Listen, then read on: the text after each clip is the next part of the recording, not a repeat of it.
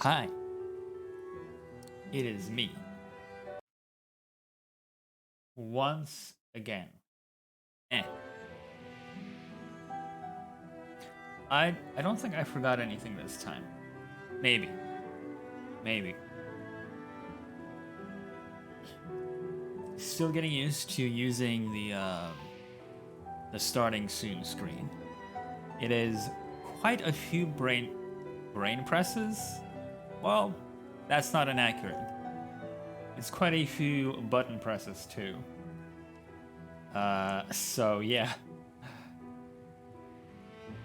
I also think.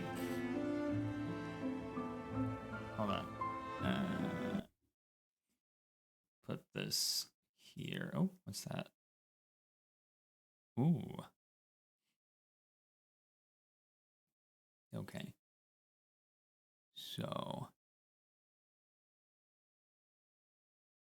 I will mention that in a moment. Okay. There we go.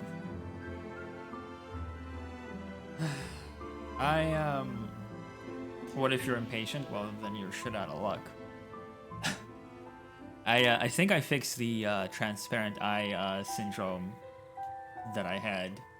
As you might notice, my eye is very blue.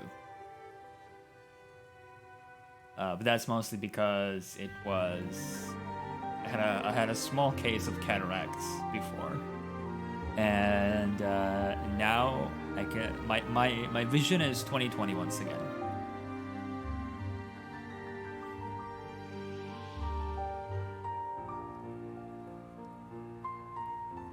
Thank you, thank you.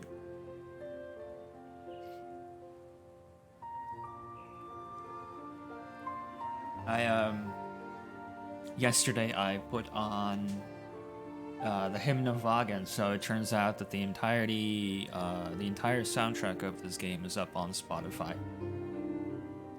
And so I put on the hymn, and the hymn is what I mean is arguably the leitmotif of the game, but also it is what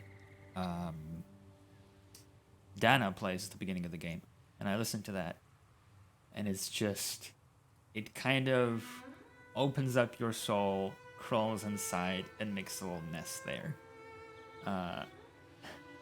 That's what it sounds like, and it's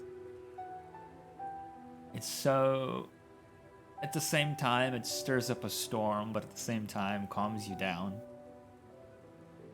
It's just so good.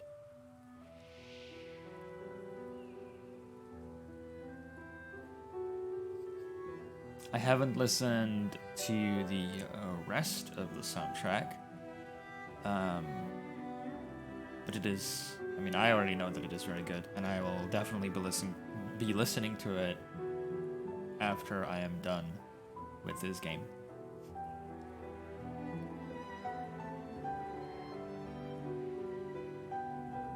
I think tonight, in all likelihood, we will finish this game unless we are going to encounter something along the lines of the smoke signals puzzle from Syberia 3.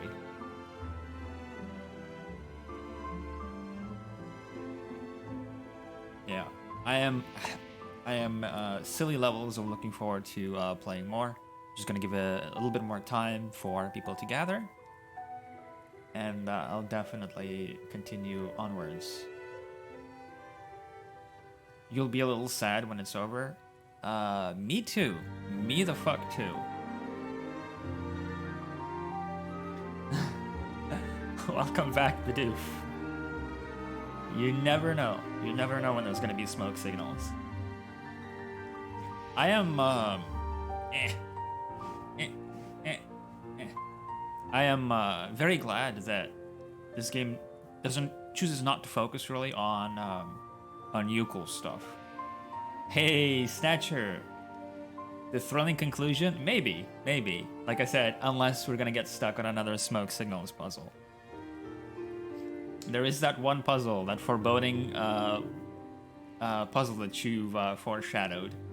So I am also curious about that, what it is. But I'll see. Giving people just a little bit more time to gather up. Gather around the hearth, the fireplace. Yeah, I was saying yesterday I just listened to the hymn of Vagan on Spotify, and the music is just gorgeous. It is something that manages to both, stir the soul and calm it at the same time, if that makes sense. Yeah.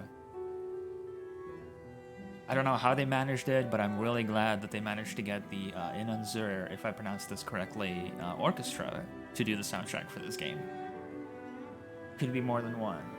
There's one I found hard, but I've seen people get through it pretty easily, then get stuck on one I had no problem with. That's the puzzle games thing, right? In Signalis, there was a puzzle.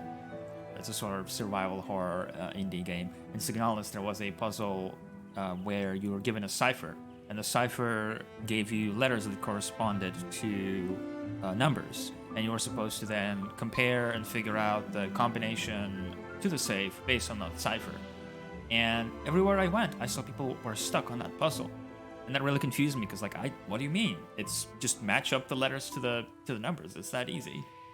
But then I got stuck on another puzzle that others didn't have an issue with. A tasty brain lottery. That's like the name of a URL generated for a clip, is what that sounds like. A tasty brain lottery.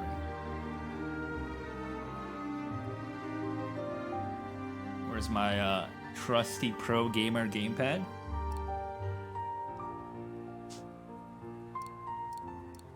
My analogs, not my analogs, but my gamepad analogs are 2400 DPI.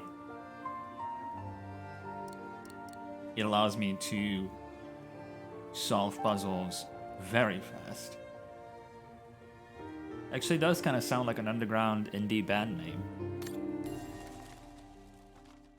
I also really like this very small and insignificant, but nevertheless important detail that you can actually browse the loading screen art. Abby normal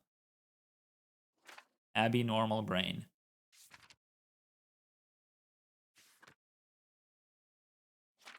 It's just, the art is so pretty.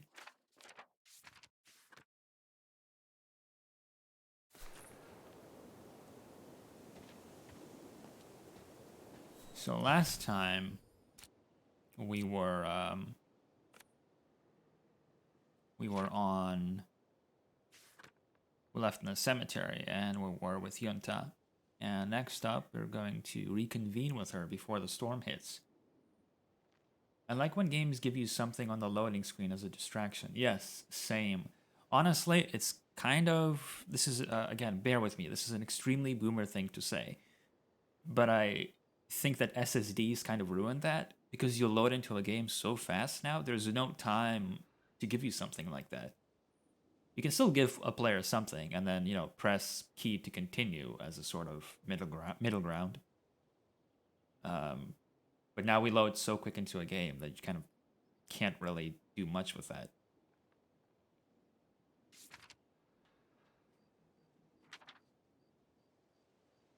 I was wondering if I could, yeah, hold on. Yeah, I guess I will. I feel like the diary is a very good opportunity. This only occurred to me for the stream that is probably going to be the last Syberia stream.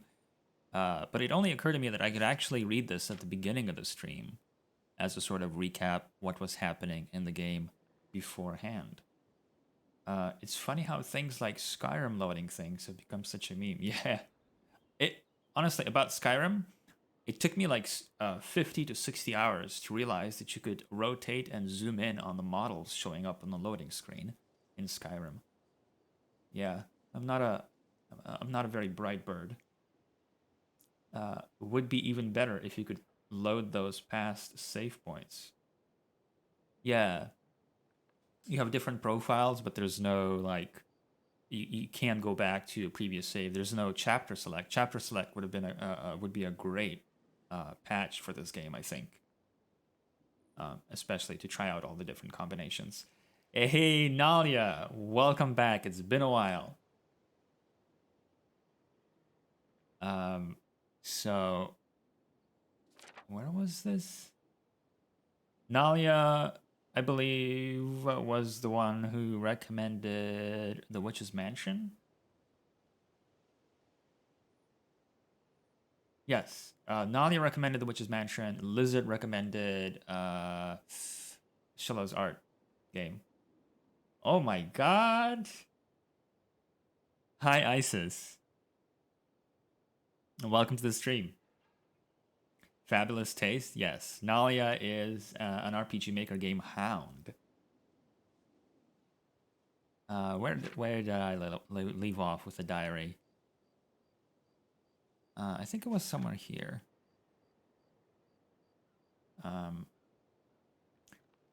Yeah, so last stream, Kate broke into a store.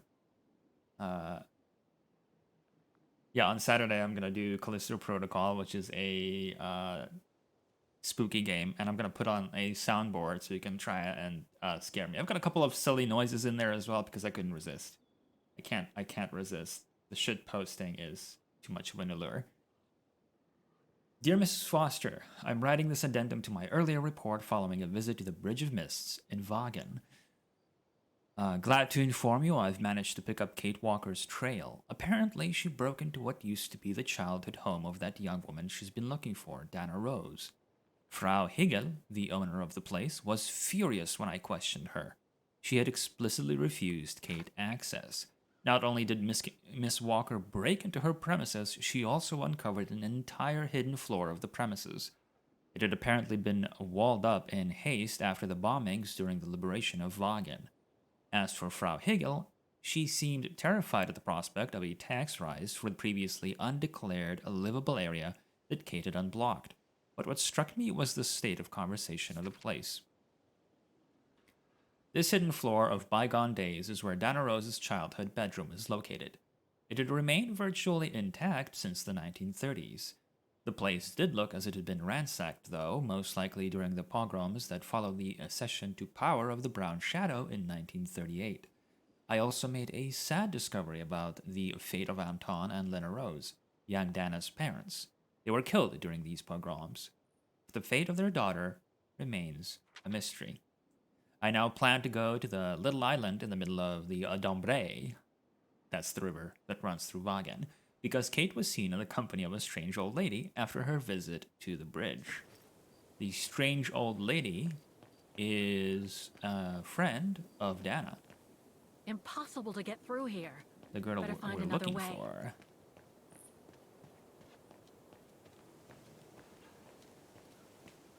Hopefully, she'll be able to point us in the right direction. Look. Back in 1938. Impossible to get through. I'll have to find a way to go around it.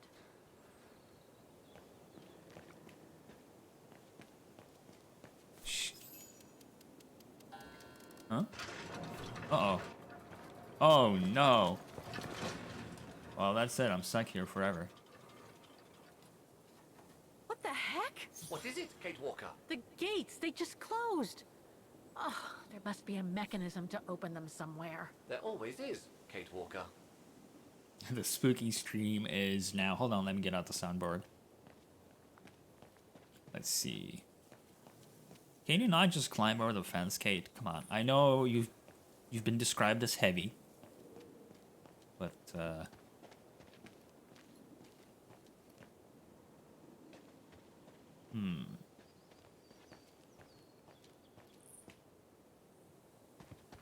So is this where the game turns them into like the witch's mansion and you can interact with random things? And if you interact with the wrong thing, you just get a game over instantly?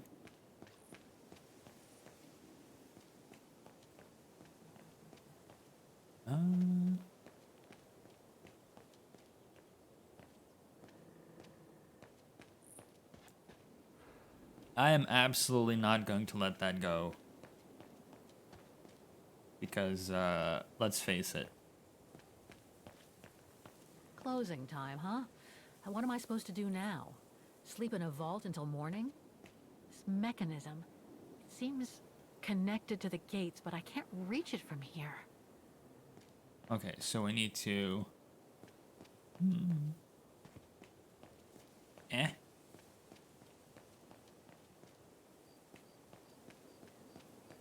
Wait. This way? Yeah. Something's missing here. She sounded so annoyed. Sometimes Kate sounds extremely annoyed. I was not conceived to perform this function, Kate Walker. Yes, I am the bird, and that's why it moves. Jesus. I'm not a ventriloquist, you know? That's what I always look like. It seems to have to do with the gates. I've practiced ventriloquism, but unfortunately, never took off.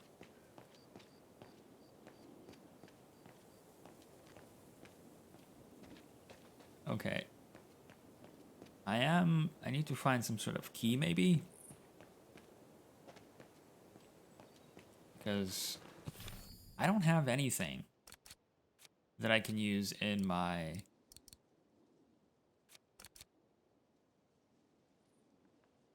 So it's a little hard to see, actually. Let me check one more time. It's a little hard to see what it is that I'm lacking. Something's missing here.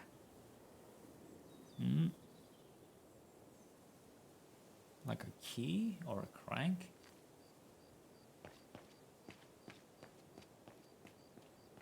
But what would you do if you got stuck in a cemetery at 9 p.m.?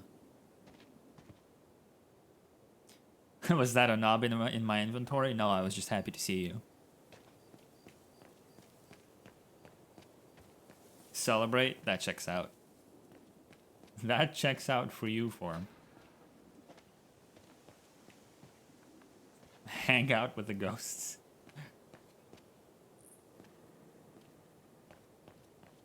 But what if the ghosts wanted to possess you and then leave the cemetery and leave you behind in one of the vaults?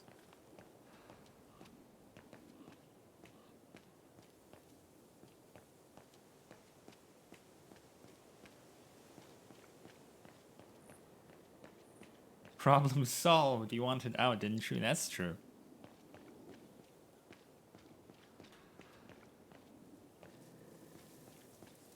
Oh, this is pretty. But I cannot go there. A dead end. I'll have to go back. Locked in. If I can't leave with my body, they can't either. Well, shit. Checkmate, ghosts.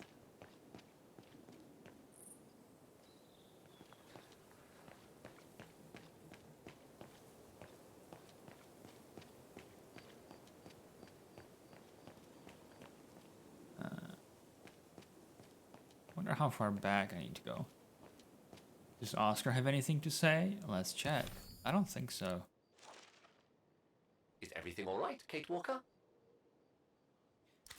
Part of me, just a part of me, wishes that he was a hint machine, so you could talk to him and you could talk about the current circumstances, kind of like in the first 2 games. Yeah, the knob. It's Root. That knob is my companion. It's Oscar. Sadly, I cannot show you the knob unraveled. Oh, I read this.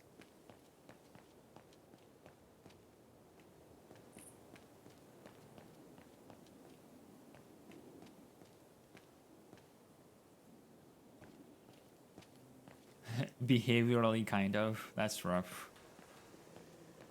That's insulting Oscar, you know? He's a little bit stuck as an armadillo at the moment. Yeah.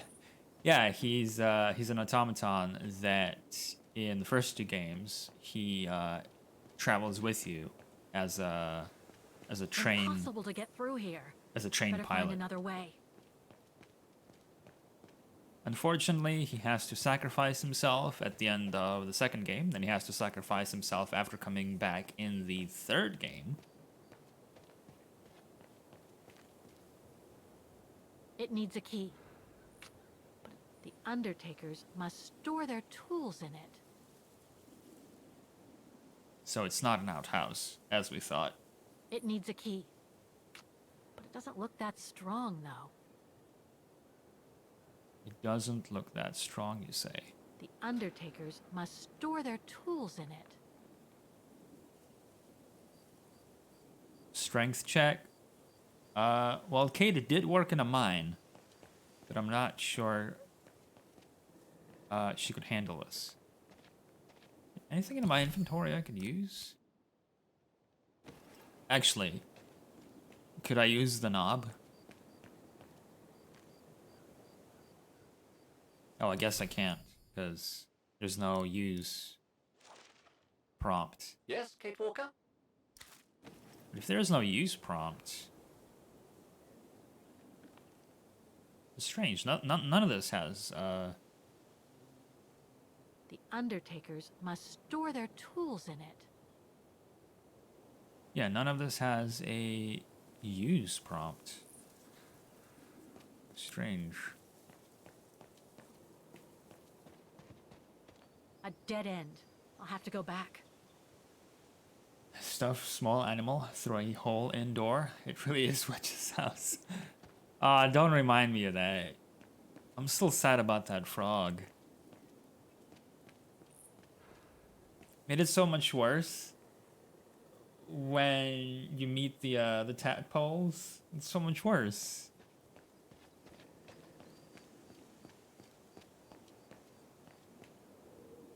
Purged it from your mind? Yeah. I need to find a way of breaking the padlock on the tool shed. Something strong and resistant. We are in a cemetery, Kate Walker. You should be able to find a shovel or a pickaxe somewhere amid all these graves. Well, the first time I talked to them, I didn't. But then I talked to them a second time because I felt guilty. And then, yeah. Yeah, he can be a hint machine. There is, if I press up on the D-pad, then either Kate will give me her thoughts on the current situation, but right now I have Oscar in my inventory, and so he's the one to give me that hint. But before you find him, you have more of a sort of universal hint system.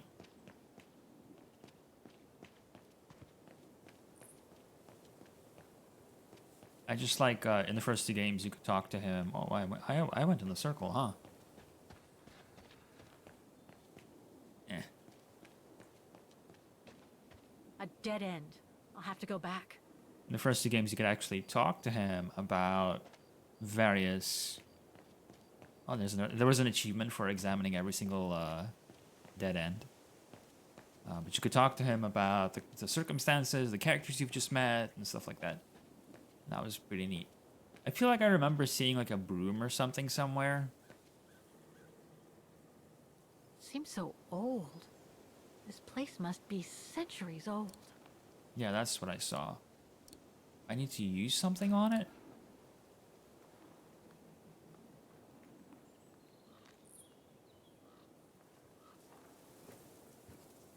Can you bring that pickaxe closer, Oscar? Of course, Kate Walker.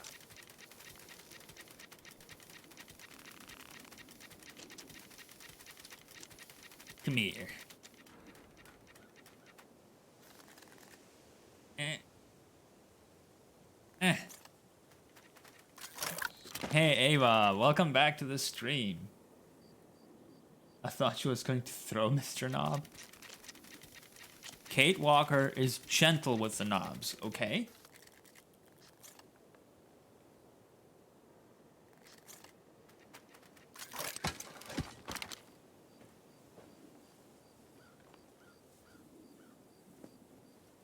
She threw him through a window last stream. It was a gentle throw.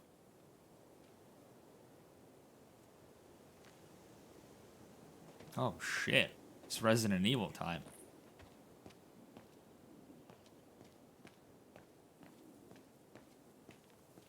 Yeah, sorry, Ava. It's either starting an hour earlier or cutting into European sleepy times.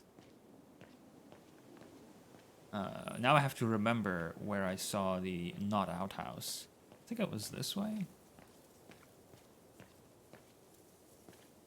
No, that's blocked off. Yes, it was a love tap.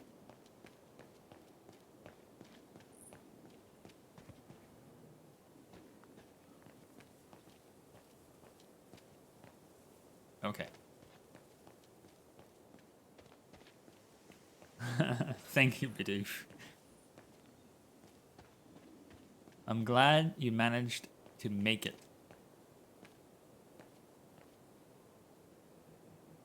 Okay, now we can break it.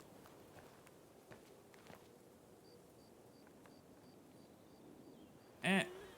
Eh. Eh. Eh. Breaking into the toilet. She really needs to go. I've been awake for like 3-4 hours today. I'm not saying I'm going to spend the entire night playing Darktide. But I mean, I'm not going to be sleeping. Yeah, while Darktide servers are going up, here I am playing Syberia. And you know what? As hype as I was about Darktide, I'm afraid Syberia wins ahead a little bit. Looks like it's compatible with a bigger mechanism.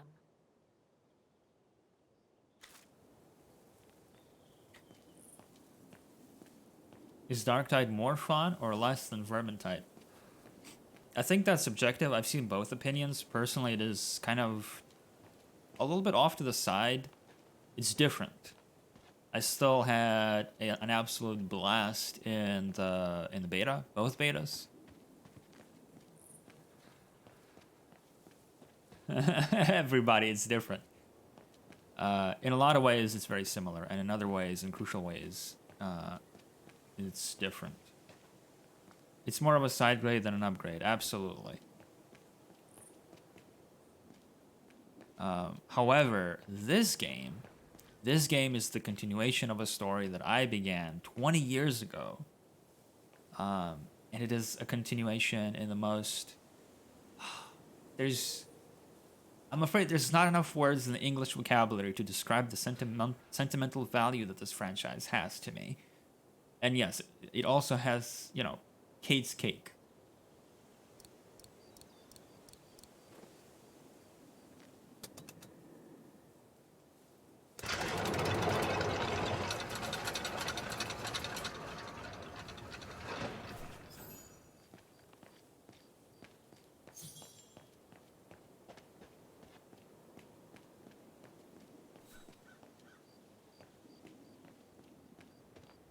Alright, now we can leave.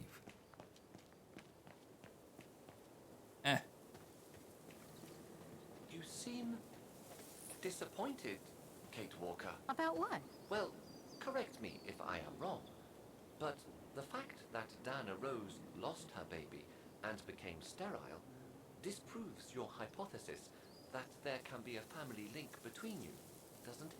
You're not wrong, Oscar, but I'm just stupidly over-optimistic. I wish I were like you. and not controlled by stupid emotions. Nice of you to say, I guess. Sorry, Oscar. That didn't come out so well. So you missed something completely optional in the cemetery. There's a map near the entrance. You can leave Oscar by it, and he'll help you with directions where to go. It's amazing. Also, I appreciate you not telling me that while I was talking about how I wish that Oscar was a hint machine. That is adorable, though. Wait. Kate? Oh.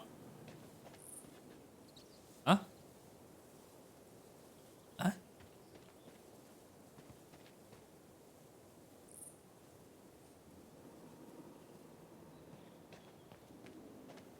Oh, okay.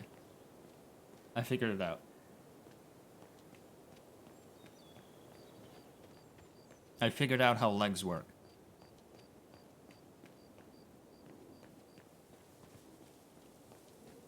Turns out you can't use them at the same time, and you put one in front of the other. Like, I don't know how you humans walk. Are you all right, Miss Walker? Are you okay? This must have been quite a shock for you, wasn't it? Let's take the tram back to the guest house, Miss Walker.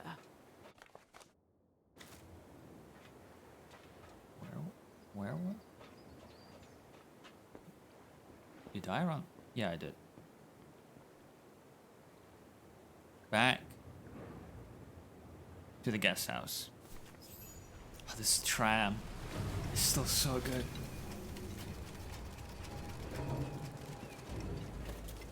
Look at this magnificent marvel. Come on.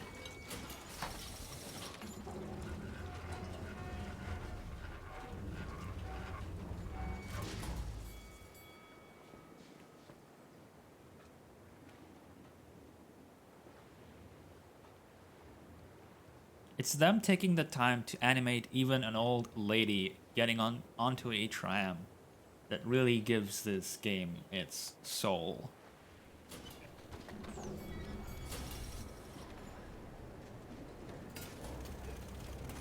Like, they didn't need to. They could have just hidden it behind the tram. Just like transition the camera, move it behind the tram. Done. It's so good.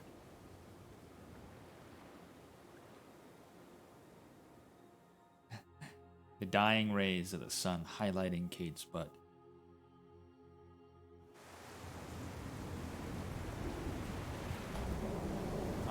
The foaming waves crashing against the rocks to the left.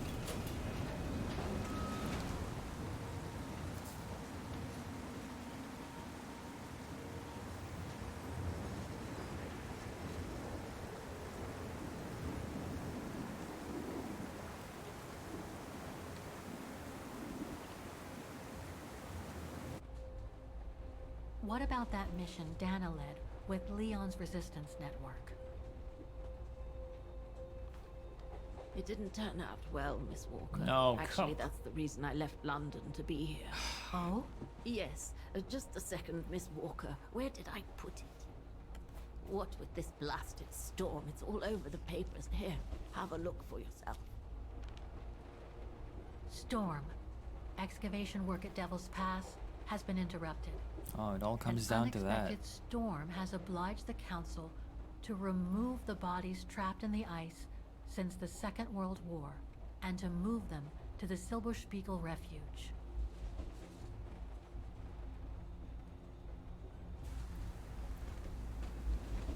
Those frozen bodies near the refuge. It I is, heard about Ava, them yeah. just yesterday. Do you mean There has been no formal identification yet, Miss Walker. but it's plausible that That Leon, at least, is among those bodies. Yes.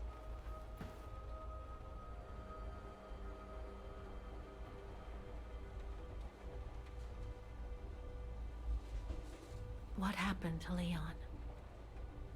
According to the testimonies I've obtained, Leon was killed on that mission The Foreign Office tasked Welcome back, Dana Chan. to lead Welcome back to the an stream. avalanche, apparently. I am one of the few people still alive to be able to identify him, which is why I'm here. If it weren't for this bloody storm, it would have been done today. So we've just left the cemetery after a brief puzzle, and we're now talking about how that mission that Dana was supposed to help lead, that's what the bodies discovered at Devil's Pass are. That's the consequences of that mission in Vagan.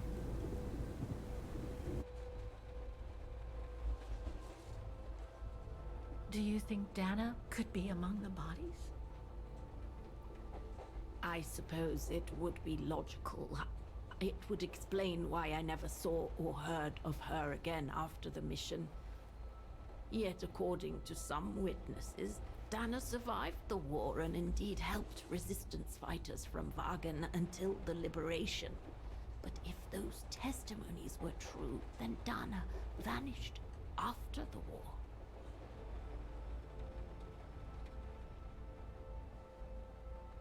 What about the other bodies? According to the medical examiner's office, in all, 3 bodies have been extracted from the ice. The one presumed to be Leon, and 2 others, a man and a woman not yet identified. I see. So pretty. I know I'm a broken record at this point, but it is so pretty.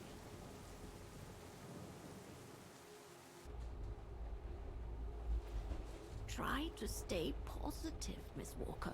Only a visual identification will allow us to be certain. We can go as soon as this storm's over, probably tomorrow or the day after. Right. I don't know. This looks like one of those storms.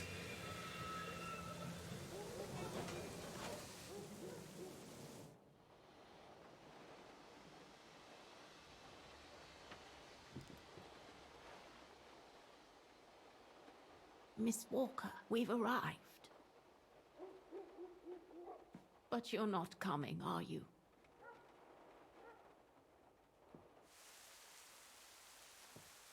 Well, Miss Walker, you might not be related to Dana, but you bloody well certainly remind me of her.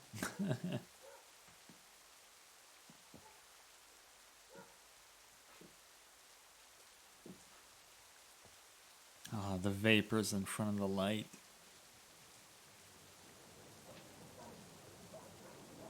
The rain hitting the roof of the tram.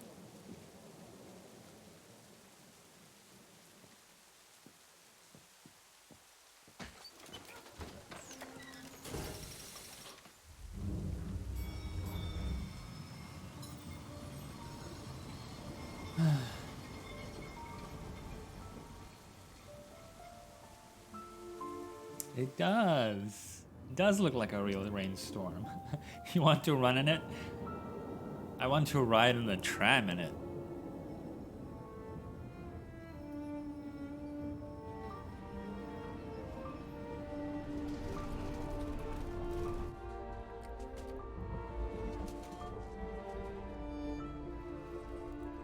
Hey, Oscar. Instead of waiting for the storm to pass and for the official identification of the bodies, I might add, that were trapped in the ice for 6 decades, you, and by extension me, are going to climb up the mountain so you can identify them yourself.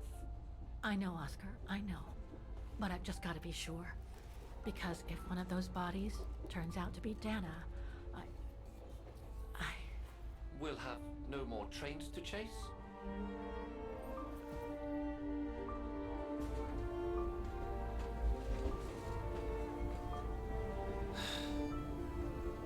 Yeah, the reflections are so good. The lights shining on the wet road and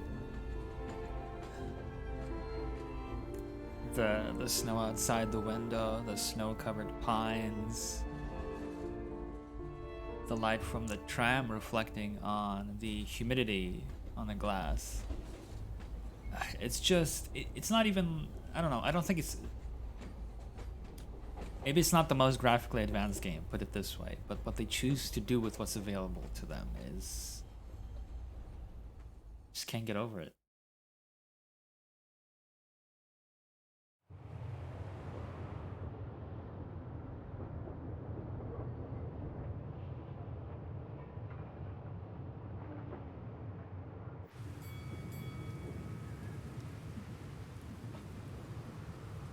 She looks so cozy.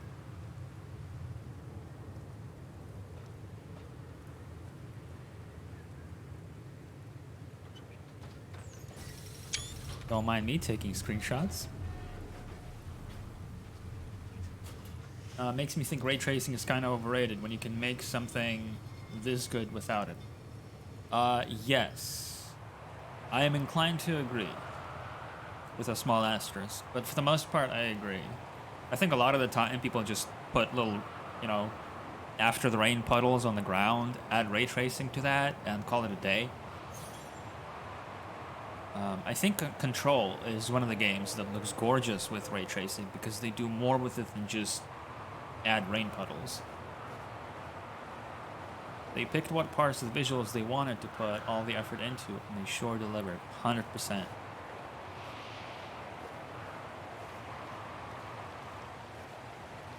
The snowstorm looks so good. It looks like it's holding up, despite the storm. Bless the voice actress.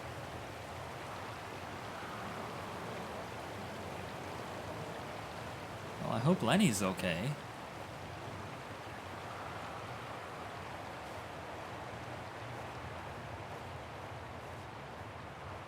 I don't think it's cold enough for fuel to freeze, but maybe someone should store it inside, just in case. Is this foreshadowing? For snowing, maybe?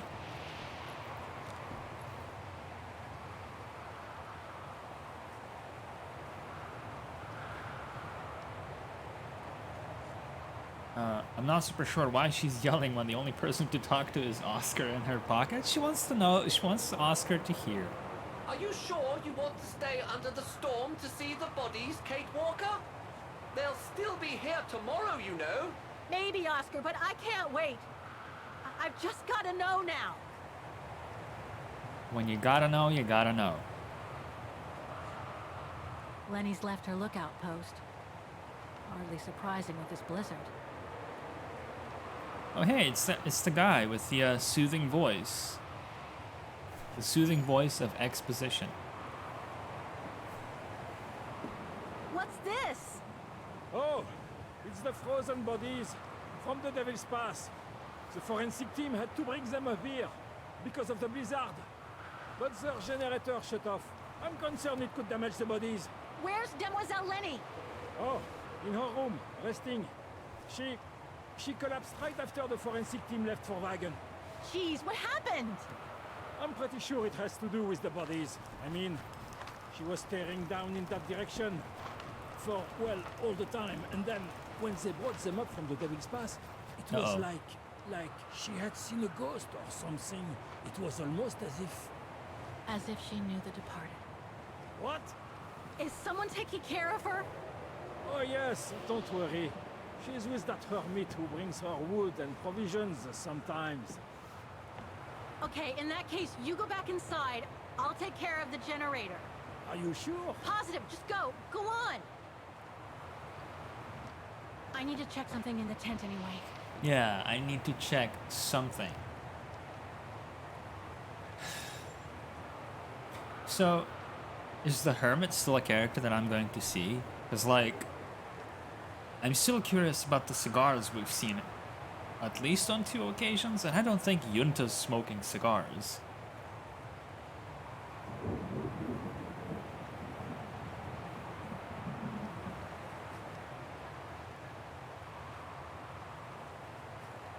The gas tank's empty. I better find some fuel so I can turn on the generator. Didn't you come across a jerry can earlier? Better go check it out. Yes! Thanks, Oscar! She's girl boss enough to do it. Honestly, yeah, I wouldn't be surprised if it was her, but I get the feeling.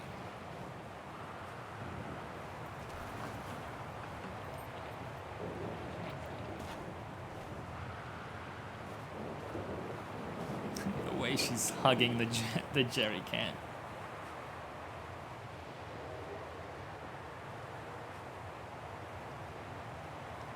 Eh.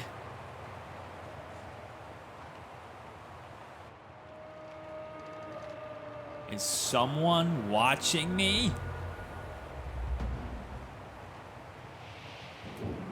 We're not alone here. The gas tank's empty. I better find some fuel so I can turn on the generator.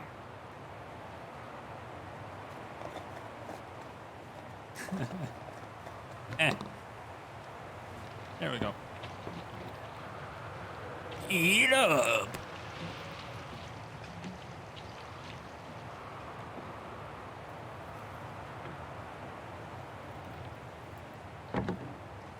There we go. Now to turn this bad boy on. Somehow. Kate Walker, are you intentionally trying to damage me? No? Is that a trick question?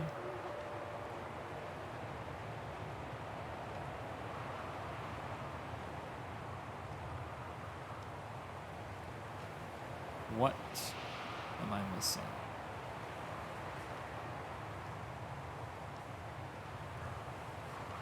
Well, I know what I'm missing. I'm missing the side objective, which is checking inside.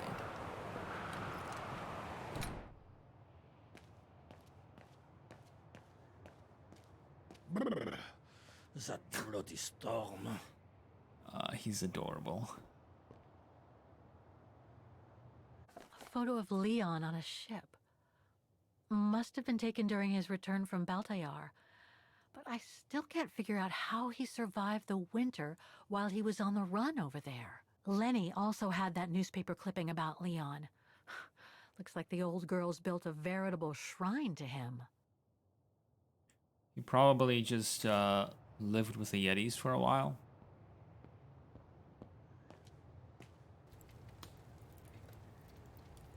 They must have carried Demoiselle Lenny to her room after she collapsed. Okay, is it me? Or does this chair, while looking extremely impressive, look a little bit uncomfortable? I feel like my ass would hurt after sitting on this for a while. What if Lenny's the antagonist? This isn't a Mexican game, Ava. Look, Oscar! A distant cousin! What are you talking about, Kate Walker? And why are you laughing? She was so hyped to make that joke. Too small for a door.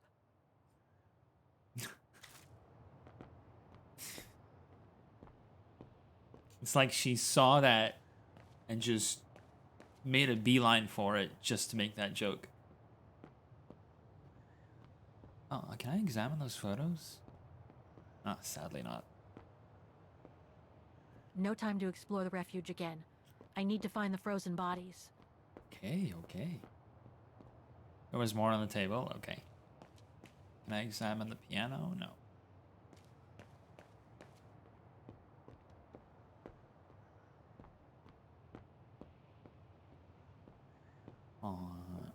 Eh.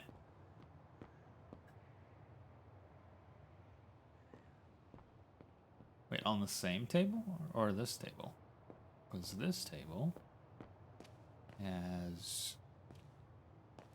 Same table? Okay.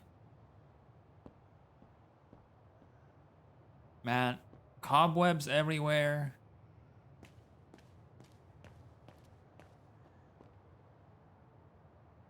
Demoiselle Lenny had tea with someone. Maybe with that alpinist guy. Another one of those cigars. Yeah, like, who is that?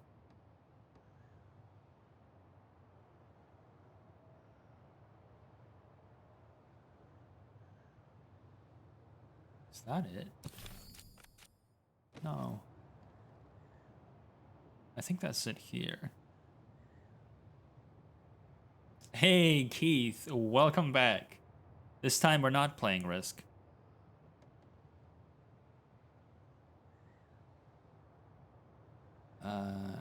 This time we're braving the storm to identify some bodies from the Second World War. There's something truly odd going on with Demoiselle Lenny. I really ought to have a little chat with her. But before, the bodies. They are all that count right now. Maybe later we'll have another game of Risk that I will get unreasonably stuck on for 20 minutes while appreciating cake on display.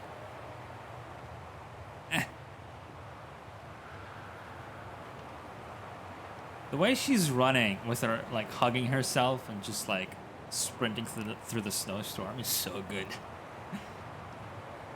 Actually, she runs like my mother does. Just slumped. Oh, it's great. Never actually played or seen Risk? Me neither, actually.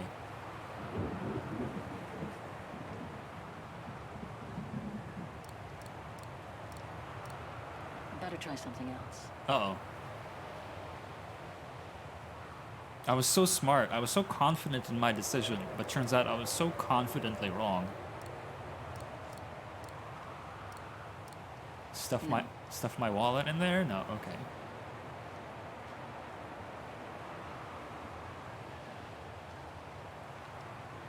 Look, Oscar! The bodies must be over there! It's too dark, Kate Walker. We should find a way to light up the tent. Okay. Very fun board game, but make sure you got a lot of time before your start. So like Civilization then.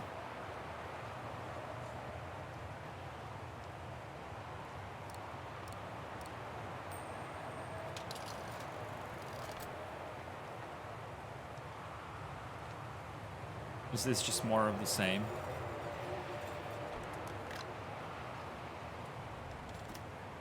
Yeah, I don't think we can see anything.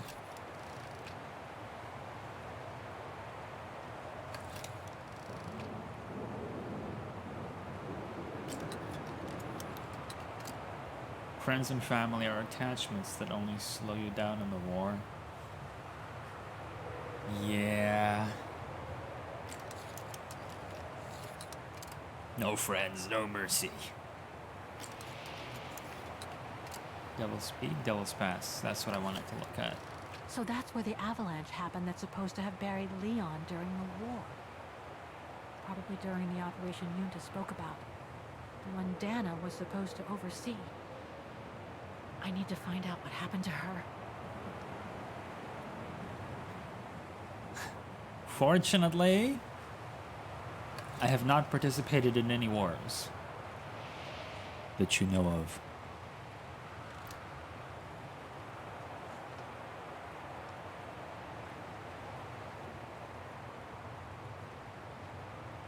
Okay, let's take another look around.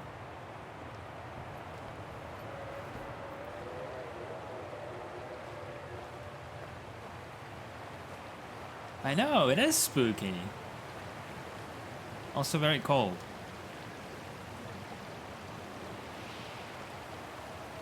I'm playing this game with the NVIDIA temperature simulation. Ray tracing temperature simulation. So you can really feel hypothermia slowly sneaking up on you. It's very immersive.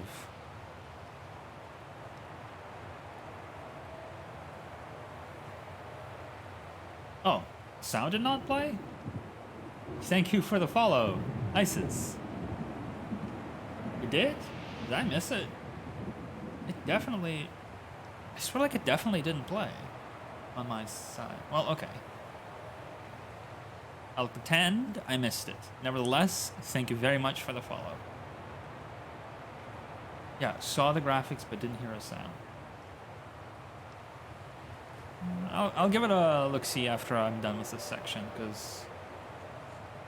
yeah. Sometimes it bugs out, and I'm not sure why. Let's check inside.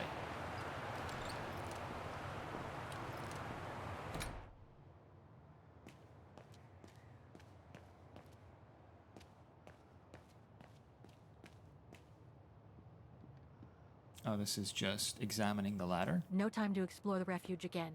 I need to find the frozen bodies. So what is it that I found then? Key. Too small for a door. So the fact she mentions a door still implies some sort of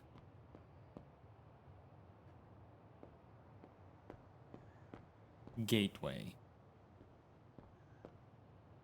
A tiny door or something.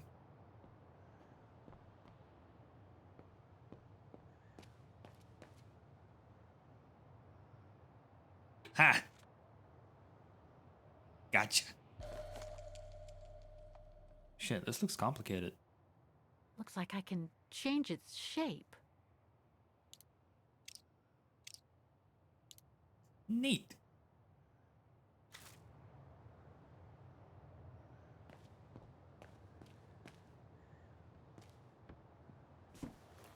Okay.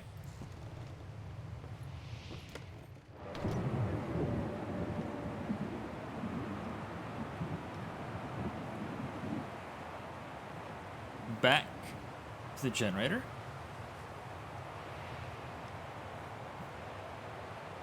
Now we can turn this bad boy on. Wrong one. Wait, what?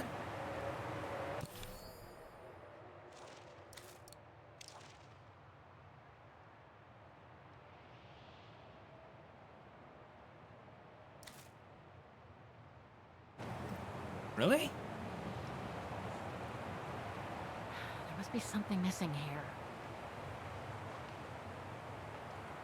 This is the second time in a row that I've been confidently wrong.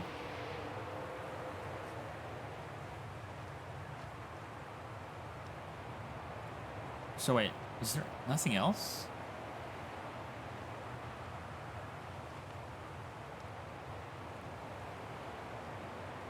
Oh. Nothing. Speak to me, Oscar! This button must have turned on the generator, Kate Walker. But you still need to use the starter. Okay! Thanks, Oscar! Gonna have a whole key ring worth before finding the right one. Yeah. Do I have to change the shape combo before it will work? I thought I did, but maybe I will have to do that.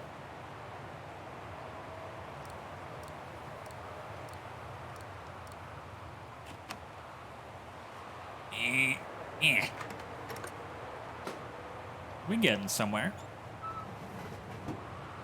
There we go. Must be to crank up the generator. Ugh, dry biscuits. Wonder how long they've been there. Is that blood?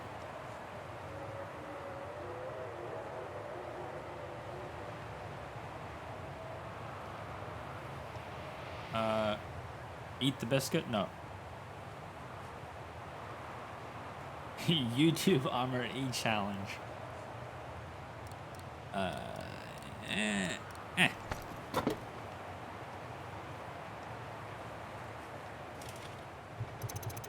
Oh wow, that's fast. Kate is strong. Nothing. I must have forgotten something. I know what. I thought I would have to do this after, but I've never cranked a generator in my life. Can you believe that?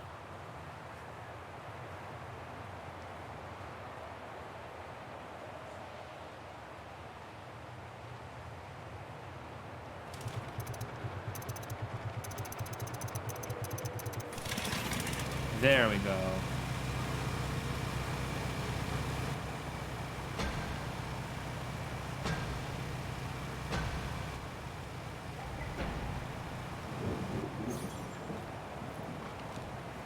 Let's get in there.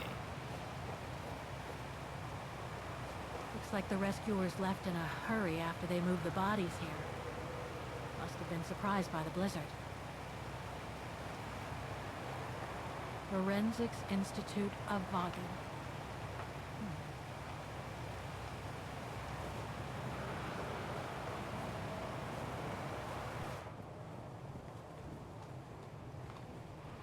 That's not Dana in this body bag. White man, brown hair, about 50 years of age. There is every reason to believe that this is the body of Harold Exner. Exner was to be exfiltrated by Leon Kabatis, whose remains are also thought to be amongst the frozen bodies, during a resistance operation. The party was probably swept away by an avalanche in the mid-1940s. Sorry, Harold.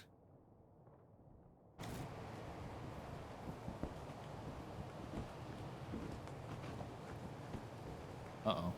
Nope, I can already see it from here.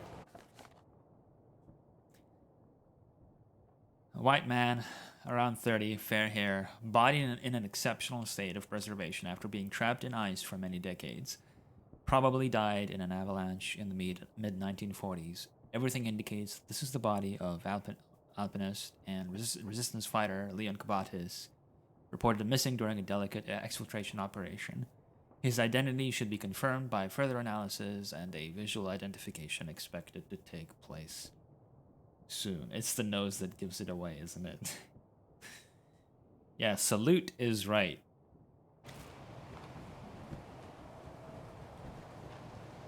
Leon. It's as if he died yesterday. Like in those stories where people are found perfectly preserved in ice for decades after being carried away That's a bit of by a an avalanche. strange comment, but Hard to believe he's been dead for over 60 years. That's quite amazing. And grim at the same time.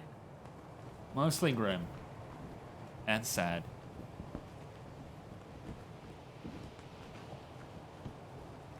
Yeah. Yeah, form.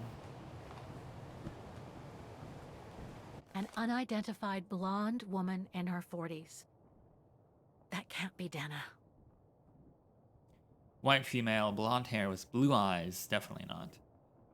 Between 40 and 50 years of age. Due to lack of evidence, her identity is impossible to determine with certitude. However, given the presumed identity of the two other bodies found in the ice, there is every reason to believe that this person participated in the resistance operation that was probably swept away by an avalanche. Why is that word so hard for me? Avalanche in the mid-1940s. That's it, Oscar. Dana's body is not among those found with Leon's. What a relief. Now that that's cleared up, Kate Walker, maybe we should take shelter within somewhat more solid premises. Right. We should go and check on Demoiselle Lenny in the refuge. I have a lot of new questions for her. Hair dye and colored contacts. Allow me to introduce you to Occam's Razor Ava.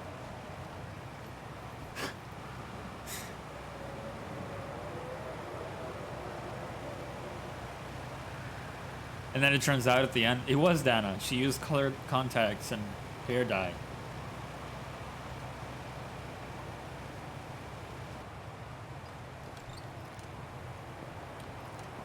I wouldn't put it past if this game was written by Yakuza devs.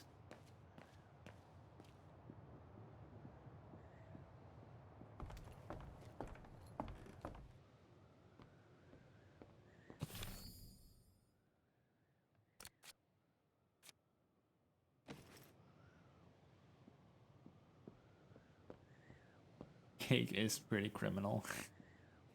God damn it. 5 in their engine being Dragon Engine. Hello? What the Sir? fuck was that? Sure, you want to follow that individual, Kate Walker? I don't think he looked threatening. Rather the opposite, Oscar. Is that an automaton?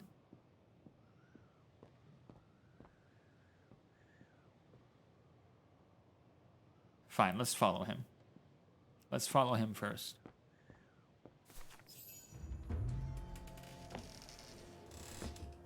Sir? Are you there? He's like me when I'm trying to spook people. He's like, quickly hide behind the curtain.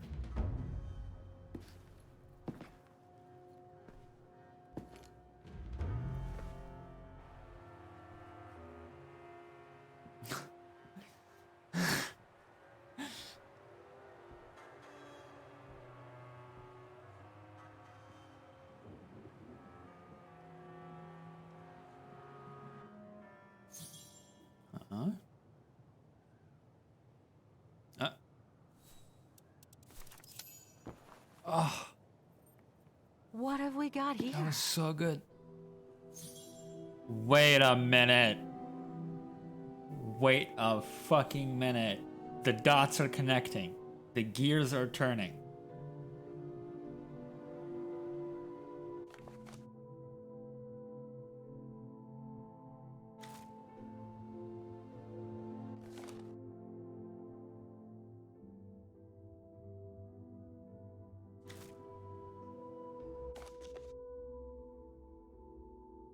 A Yeti fought in the war.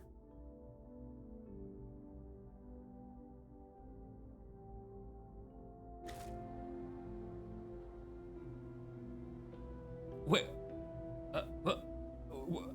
wait a minute. A cigar smoking Yeti? How badass is that? Did an Axis airplane bomb a mountain town and cause the avalanche? Maybe. I think it's supposed to mean here it represents Leon spending time with Yeti, which is how he survived. It's called the meeting. Then he leaves them, which is called the journey. And then brothers and sisters in arms is Leon and the Yeti fighting together in the resistance.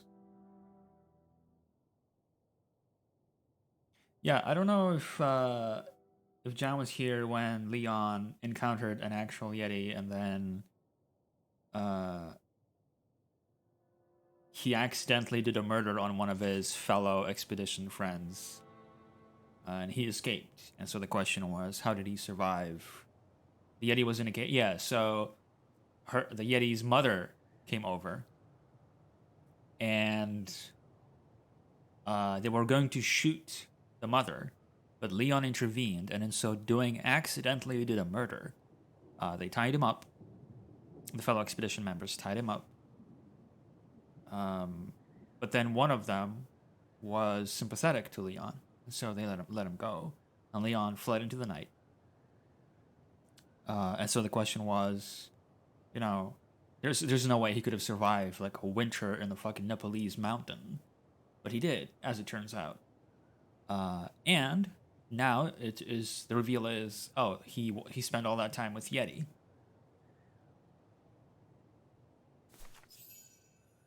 This portrait, it looks like Leon. Does it though? Oh. The style reminds me of that other portrait of him that he described in his letter from Baltayar. Behind you. The one made by the... Yeah.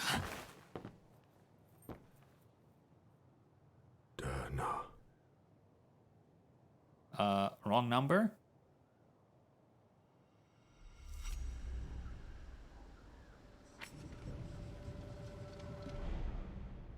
The Go-Rune.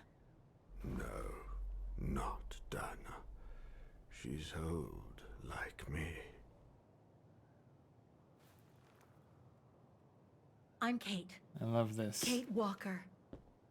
Kate Walker. Yes.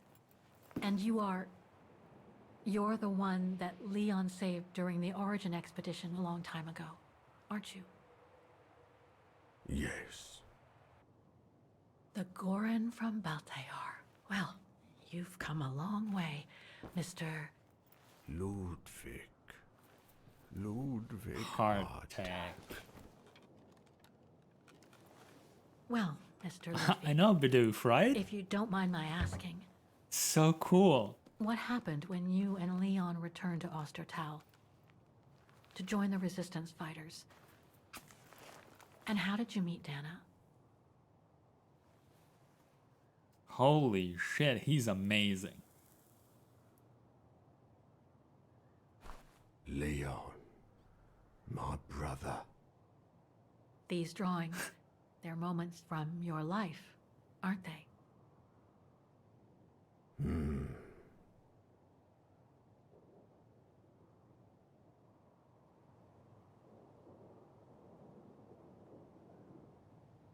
Looks like a river. And that little figure looks wounded. Is that you when you met Leon and the scientist from the Origin expedition?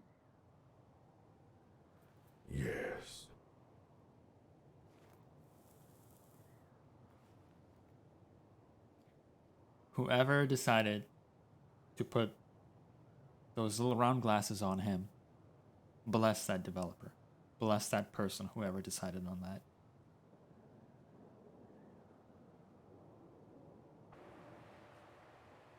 That person in the middle of the others was in the other paintings. That's Leon, isn't it? Yes. Leon. The hat, the scarf, the leather coat, and he's smoking a fucking cigar on top of that. That group. Is it your tribe, Mr. Ludwig? Yeah. So you all live together in a cave in Baltayar? Right. So you and your tribe took Leon in after the death of Reinhard Berger in 1937. That's how he was able to survive the winter in the mountains. Then I love you how went little with he Leon talks. when he decided to return to Vagen to join the resistance fighters? Mm-hmm.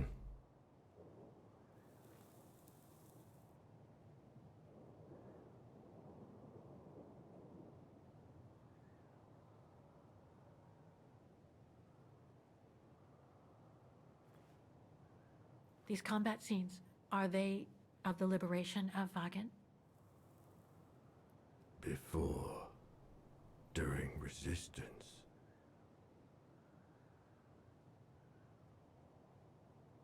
I feel like it would be too tempting, far too tempting to make him deliver all of this exposition. But instead, he's just there, enjoying a cigar, being an old man, and Kate's super excitedly trying to just verify all the facts she's learned. And all he needs to do is say yes or no. Yeah, there's a lot of good, quiet moments. Just a lot of human moments. Yeah, let Kate do the blonde talking. girl with you and Leon can't be Lenny, right? Yes. Lenny. My sister.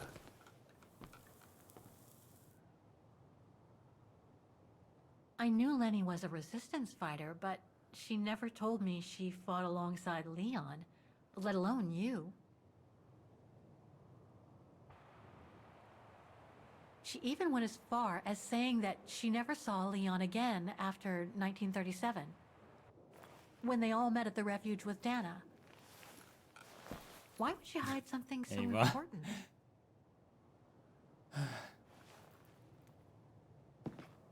Oh, Time to check on Lenny. Come, Kate Walker. what an absolute boss. Holy shit. Oh my god. She puts the stool away. The sketchbook. I think it was Leon's. I don't know why that made me so excited, but it was such a tiny, small, like, yeah, an amazing little detail. Like, what? It's been so long since I've played a game that just takes a moment to show a character putting away a chair.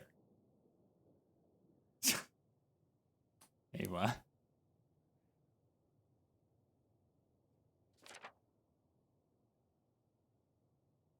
Oh, that's the sketchbook we saw when we played as Leon.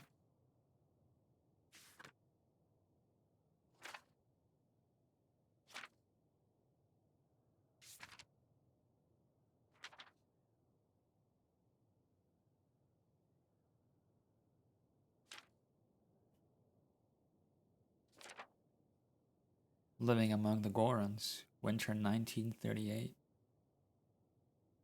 It's really pretty art. Gotta respect Mr. Ludwig's space. Tidy up after yourself. Exactly.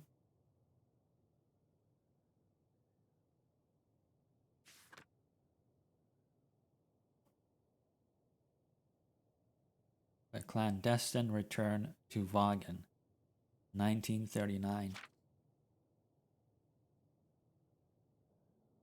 Vagan during the occupation.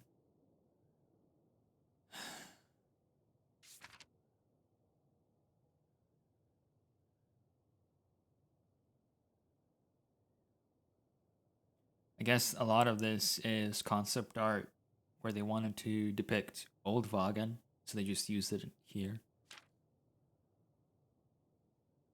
The Edelweiss network.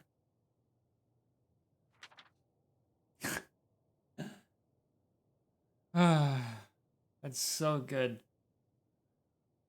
And they looked at that and they went, you know what this is missing? Tiny glasses. Last night, I had the most beautiful dream.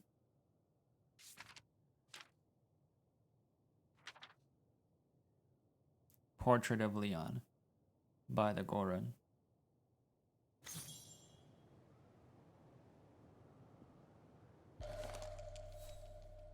Detonating wire, just like in the old movies. Well, damn. Comes equipped. Also, just like the idea of old Hartek seeing Leon draw and just copying him. Actually, yeah. So etwas wie Superstarke gibt es nicht.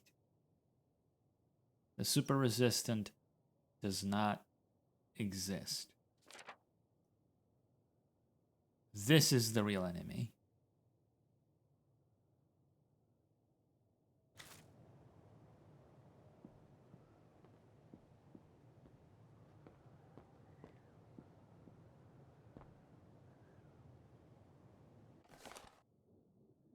Have you seen this man? Have you seen this terrorist? 10,000 marks. Reward for information leading to the capture, dead or alive, of one Ludwig Hartek, better known as the Mounted Murderer. Wanted for murder, dead or alive. He's part of the worst band of rogues Vagan has ever known. Yeah, they probably had no idea that it was who he was, what he was. This symbol looks like a warning. Man puts his own wanted poster on the wall. Like, he's so heavy metal. It's amazing. Some kind of map. Looks like the Devil Pass to me. Could all those marks indicate where the Goran searched for Leon's body? Aww.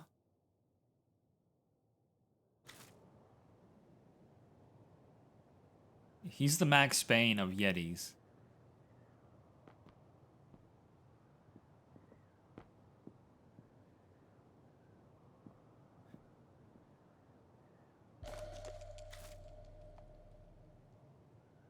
Anything else here that I, Weapons. Must have been here since the war, I guess. Is that still stuff to find? These must be plans for secret operations. Must have been some kind of a headquarters here. Maybe for local resistance fighters such as Leon and his group. So much happened to the Gorun since Leon found him in Baltayar. What a life he had. But there are still so many gray areas. I need to learn more from Demoiselle Lenny now. Okay, this was really, really cool. Did not see that coming at all. It's locked. Like, I knew there still needed to be a character that you see.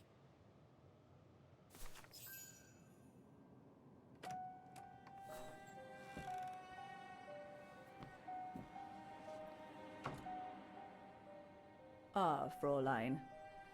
I knew you would be back eventually.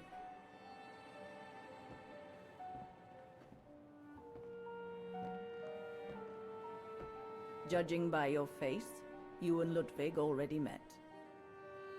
We have. And it raised a lot of questions about you.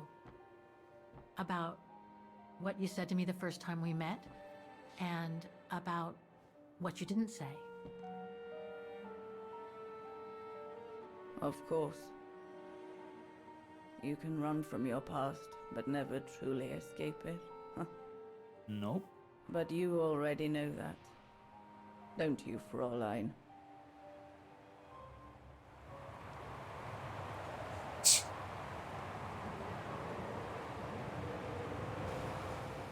I want to understand Demoiselle Lenny. I'd like to understand why you didn't tell me about Leon's death, about fighting with him in the Resistance, and about the Gore, and about Mr. Ludwig. Think. Why wouldn't It she would have tell you? saved us both so much time and effort. Because it would have only begged questions. Questions which lead to events that I've never spoken about to anyone. Not even to you, dear Ludwig. Lenny. Still, I suppose it doesn't matter now. Perhaps it's time I confess my crime. Lenny. What are you talking about? It was the best years of my life. Joining the Resistance, unlike my coward of a father, and fighting alongside Leon after he miraculously got back from Baltayar with What Ludwig. did you do? It gave me purpose.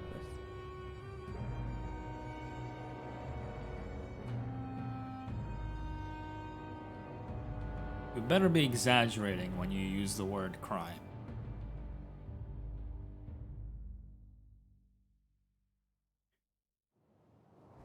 Leon was a terrific leader.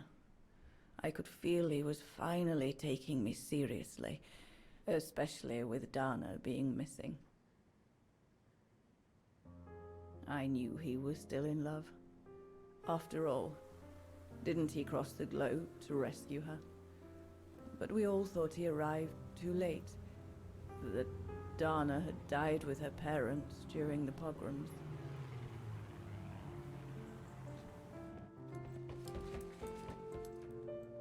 So, I believed his mourning would eventually come to an end. And that's when Dana fell from the sky. Literally. It's an amazing shot. Dana was sent by London, right? To oversee that operation led by your Resistance network? The exfiltration of a civilian to Switzerland, if I recall correctly. Indeed. But Leon never told us that Dana was involved. Maybe he was afraid to believe it himself.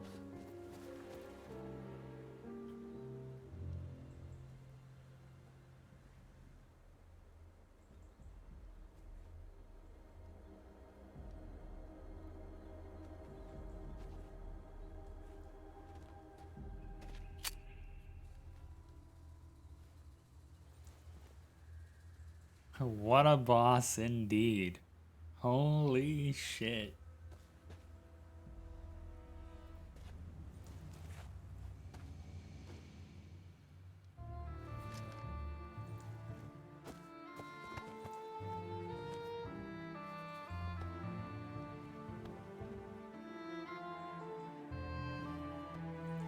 I hope the safety's off on the gun by now.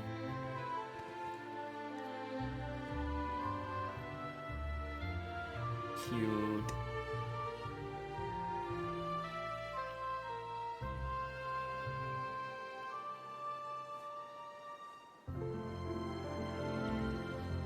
I'm sorry, Lenny.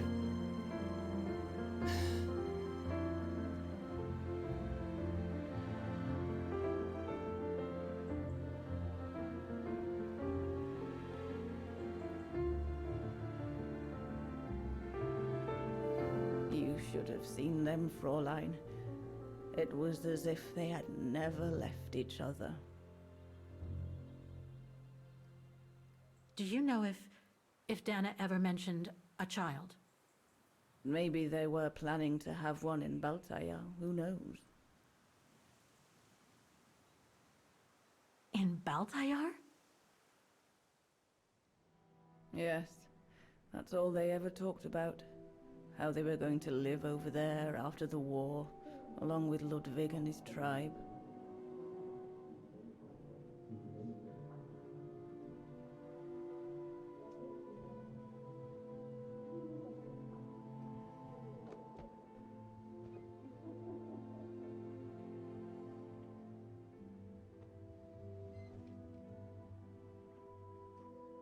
But it was to be just another broken dream.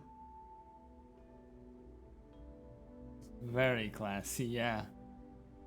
Zooming in on his, where he passes away.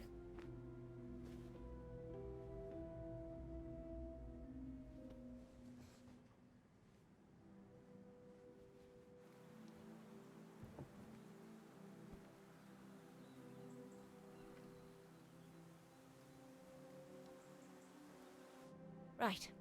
I should call London now. My radio's downstairs. Time for a little bit of a recap and take a look at what's been happening with Dana in her diary.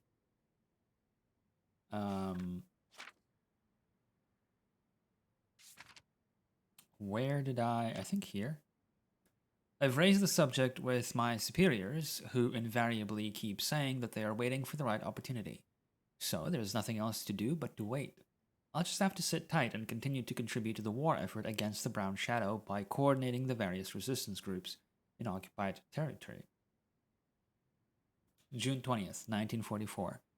Dear Diary, not long now before I embark on my mission, so I thought I'd jot down a few thoughts to try to unwind a little. It's been a few months now that I first found out that Leon is alive, and yet I still can hardly believe it's true. Anyway, tomorrow I'll be dropped over the mountains of Wagen. I'll be joining Leon and his resistance group at the Silberspiegel refuge. Funny, that's exactly where we first met, where it all began between us. Herr Gustav will have left, and the place will have been abandoned, only being used as an outpost for the local resistance groups. I ought to feel nervous because of the airdrop, but that's not what worries me at all. Actually, I'm feeling anxious because of the reunion with Leon. Will he remember me? I know that London has informed him I'm the one who's been mandated to supervise the mission, but there's no way of knowing how Leon feels about it.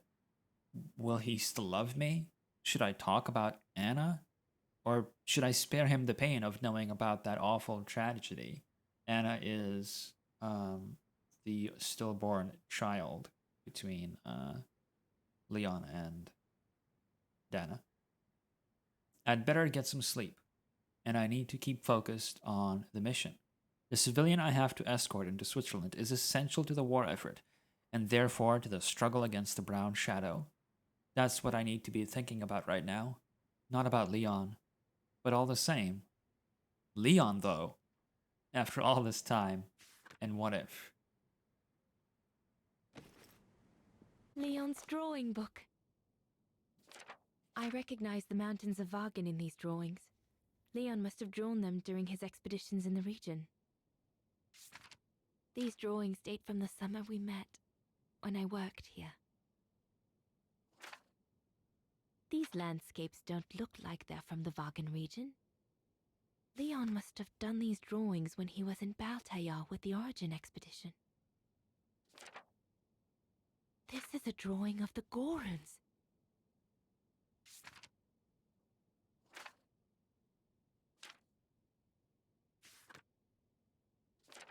Oh, nothing to say about Wagen.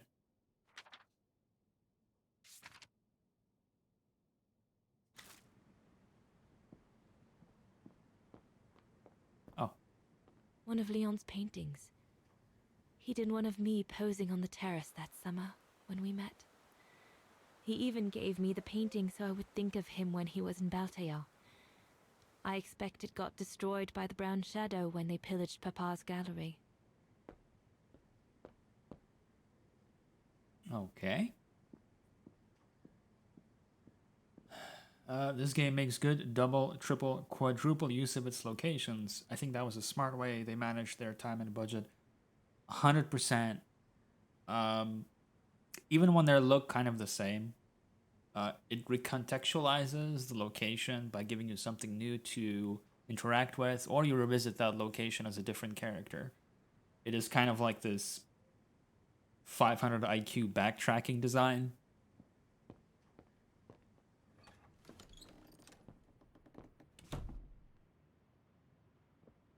Like, you select the painting, like this painting that I examined, just for the sake of people tuning in later in the game's story. This painting on the wall here. One of Leon's paintings. He did one of me posing on the terrace. In the that beginning of the summer game, when we you play met. as Dana, towards the beginning He of the even game, gave me the painting you get to so I would select think of him one when of the he was in paintings. Valhalla. One of the I paintings is expect this it one, got destroyed by and the there was a brown different shadow painting when of they like pillaged Papa's gallery. it was like a valley, with stormy clouds looming over the valley. That was the other painting. I, playing as Dana, needed to select one of those paintings. Then later in the game, Kate visits this refuge in modern times, and you get to see the result of your choice. This painting is hung up on the wall, and you get to see that, and you're like, ah, cool. My choice has a consequence. But now you visit this refuge again as Dana, and she gets to see herself the consequence of her choice, of the player's choice. And yeah, they managed to make it not feel repetitive because, yeah, like it's recontextualized, and some of them have, like, they just look different. And I actually have a very weak spot for games that allow me to revisit locations that look different, because then it becomes a game of spot 10 differences, and I'm really excited to, like, okay, I've been here before. What has changed since my last visit here? It's like they knew.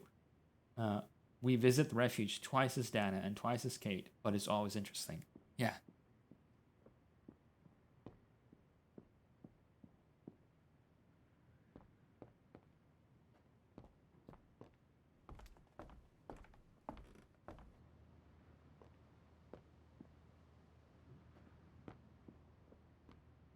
Let's see.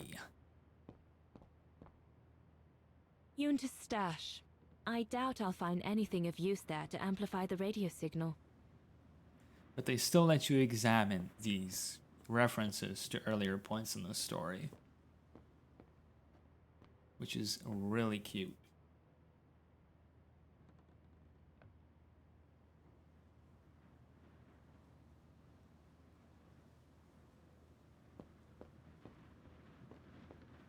Yeah, the chest that you unlock earlier in the game as Kate in the modern day. So Yunta never did come back to retrieve it? Not surprising, really, I suppose, given the fact that World War broke out.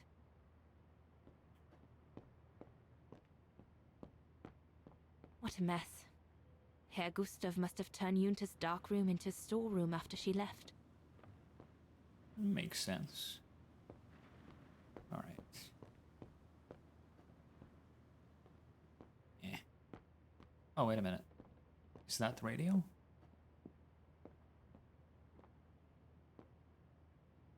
Looks like it.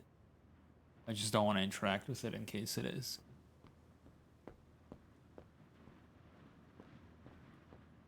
Let's talk to the other people.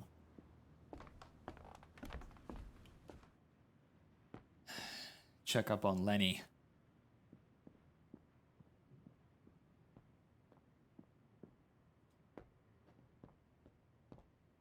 The art book says they felt they overextended themselves with Syberia 3, so they spent a long time streamlining the script for this game, which actually made it better. Honestly, that's the feeling I got with Syberia 3, is that they had some really lofty, good ideas, but just couldn't. Judging by these installations, Leon's network seems particularly well organized. Pity the same can't be said for all the resistance networks the Foreign Office deals with.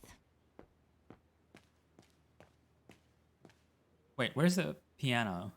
Herr Gustav's piano brings back so many memories.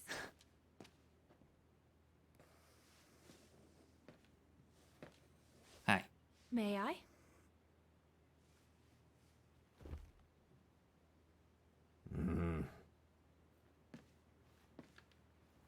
What, should draw it?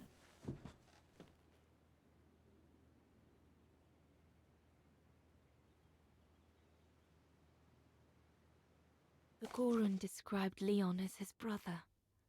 They must have shared lots of adventures together since Leon saved him from the clutches of Herberger. Lenny and the Gorun seem close. It's nice that she's found a friend. Not that Herr Gustav lacked affection for her, but she spent too much time alone in that refuge. True brothers and sisters in arms. You can sense that the three of them stand together as one. Your drawings are beautiful. For you, Danarose. Thank you. Thank you very much, Mr. Ludwig. It's almost as if you were there with us that night. Leon told me. Did he speak about me? All the time. I should go now. Talk to you later, Mr. Ludwig. I actually really like his facial expressions. It's not just mouth It open. looks like Leon and me in this drawing. The Gorun must have drawn it from Leon's accounts of us. It's not just mouth open, mouth close, you know? Not that there's anything wrong with just mouth opening and mouth closing animations.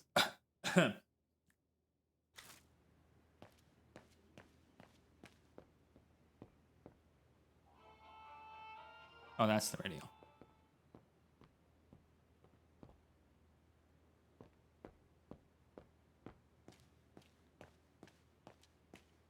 Yeah, nothing. Nothing in particular. Don't worry about it.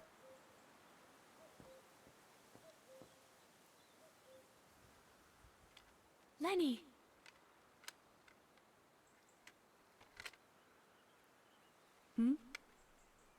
What do you want?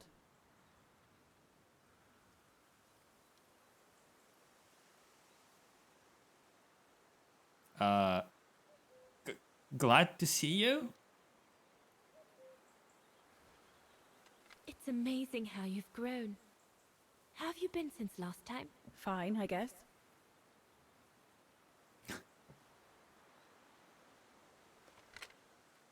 Yeah. Please put it down. I found out that the refuge was closed down by the Brown Shadow a few years ago. Turns out your network did the best of it. But what about Herr Gustav? Is he... Dead? No, he's not dead.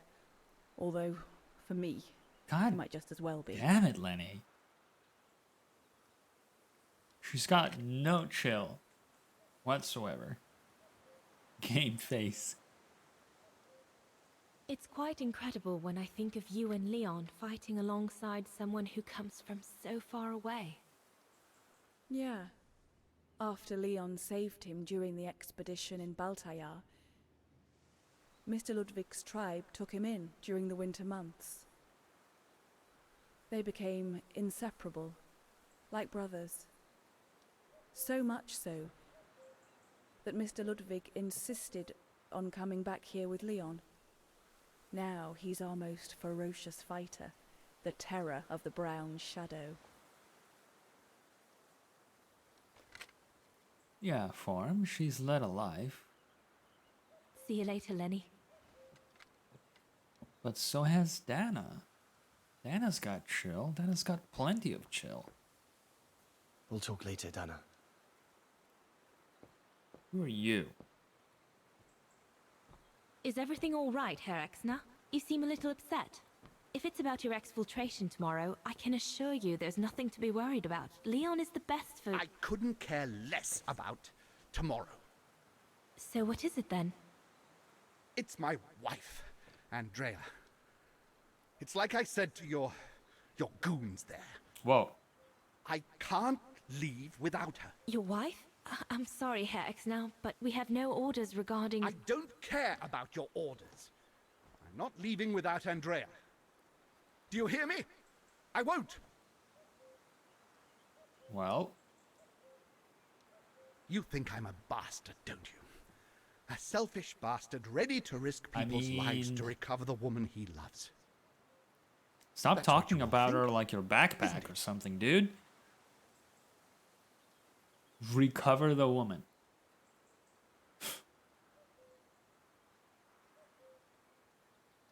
I'm afraid I don't know you well enough to have an opinion of you. Besides, I'm only here to accomplish my mission, not to judge anyone. I take full responsibility for my actions, and I expect no pity in return. But would a little understanding be too much to ask? I mean, what would you do in my shoes? What would you do if they asked you to abandon that alpinist you seem to be so fond of for the common good, eh? Because that's what you're asking me to do with Andrea.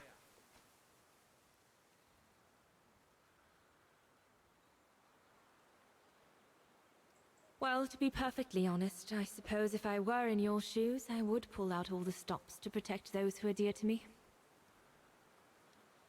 I see. Thank you, Fraulein. Huh. That was actually pretty Well, cute. Everyone seems all right, more or less. I should get back to the radio now. The problem I have with a lot of games where I'm allowed dialogue choices, I feel like the developers are trying to trap me, you know? I feel like they're trying to have a gotcha moment. They're trying to lead me into a trap. So it feels like I'm navigating a minefield until eventually the character goes, "Ah, I knew it. You're a bastard." I go, what? What? I get where he's coming from, but on the other hand, this is almost certainly what torpedoes the mission. Absolutely. But that's the human element, right? You might know that that's what torpedoes the mission, but the cognitive dissonance creates innate conflict. And then you don't know, like, okay, I know what's sane and reasonable, but at the same time, everything else about me is steering me in the opposite direction, is pulling me in the opposite direction. Herr Gustav's old radio. I remember we spent many an evening listening to serials when I worked here that summer.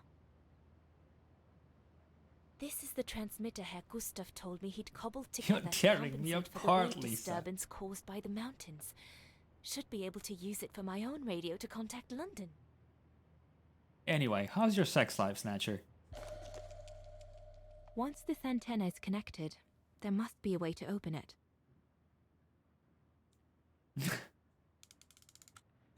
Honestly, the moment I said tearing, the word tearing, immediately that scene popped into my head. There must be something else I can plug into it. Collapsible and easy to carry. God, what a movie.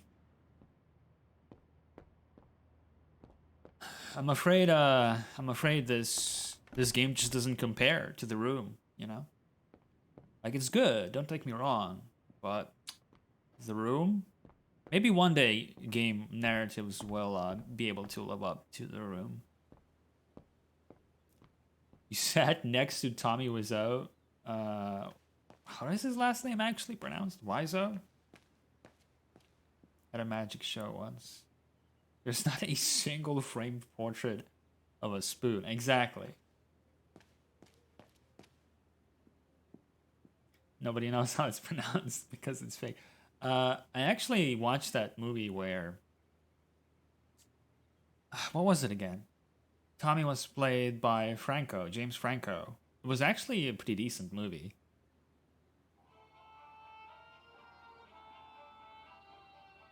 The Disaster Artist. Yeah, that one.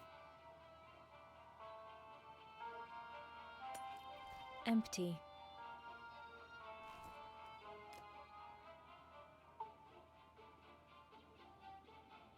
I really like this track. They give it a little post-processing effect to make it sound like it's gone through the radio.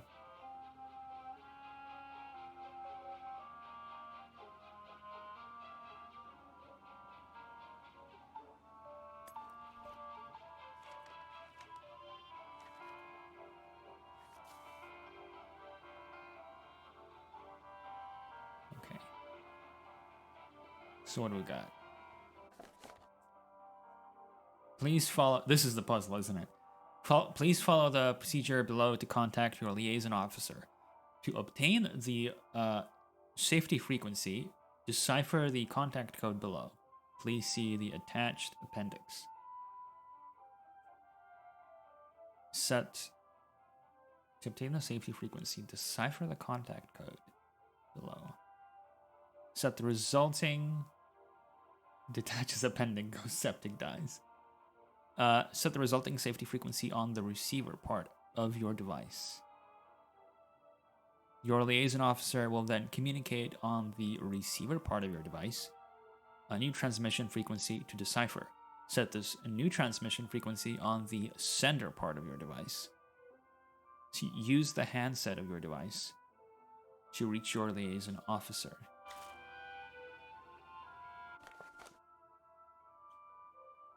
To be in touch with the office, use the table below. You will receive your code at the frequency set by your contact code.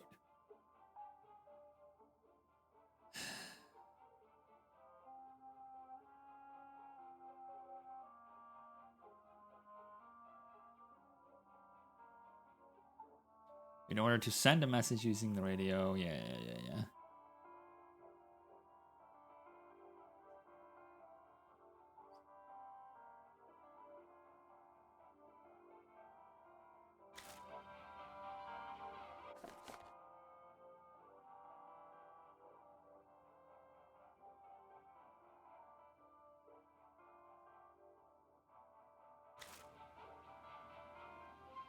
So 2 is a long one. 2 is a dash, 1 is a short one, is what I'm assuming. Read office as onion and was very confused for a hot second. So it's... Can I still see? No, it blurs it. So dash dot dot dot is B. Then dot dash. See, I wish I actually had memorized Morse code, but I actually am not familiar with it. BA. Is there anything? There's barn and there's bath. Okay, so dot dash dot.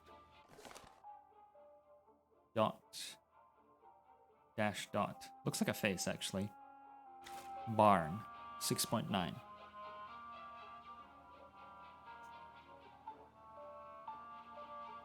This part of the radio is used to receive messages. 6 point... No.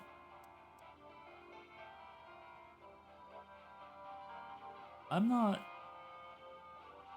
Wait, what? Was it not 6.9?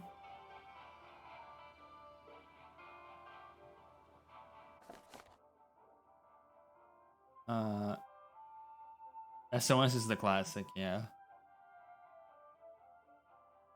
We might need an SOS if the radio is like the smoke signals. Please! 6.9 is effectively 7, though. And it doesn't let me be... It's either... Hold on, so... I think I need to do this first in advance.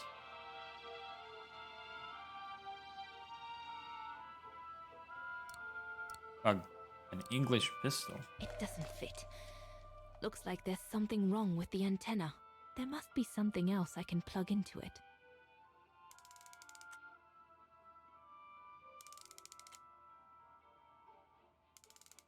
Wait, shit, no.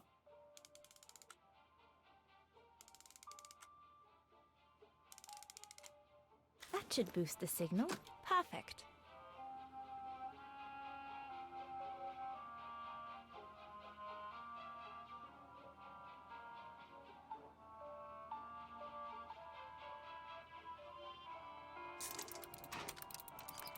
Neat. Holy shit, that's neat.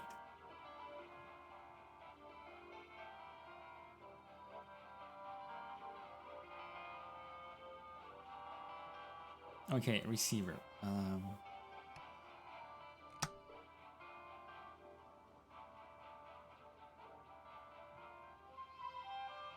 This part of the radio is used to receive messages.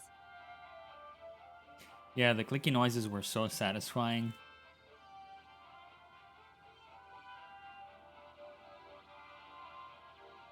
Is it on? Yeah, it is on.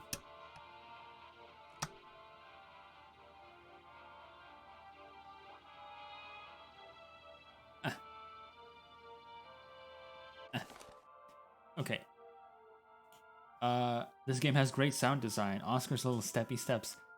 Yes. When you first bring him back, and you get, I just can't get over how he was making little hops up the stairs. Both sound and how it looked. It was just, I can still see it clear in my head.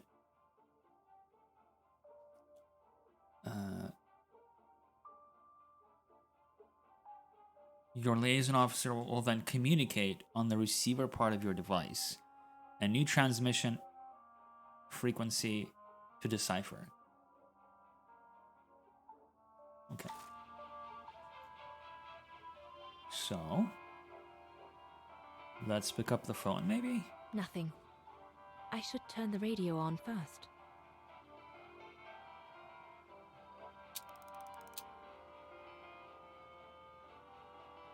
Nothing. I should turn the radio on first. Is it not on?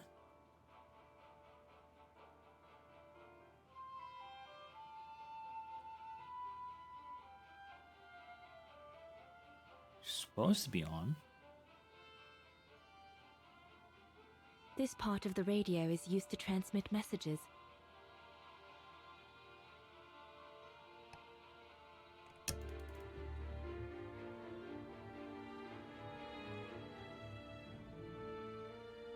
So now... The signal isn't strong enough. I need to find a way of amplifying it.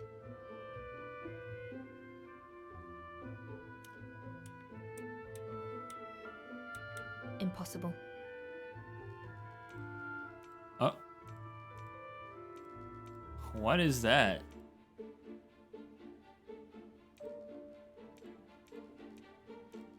Why can I lift it? So is that... The signal isn't strong enough. I need to find a way of amplifying it.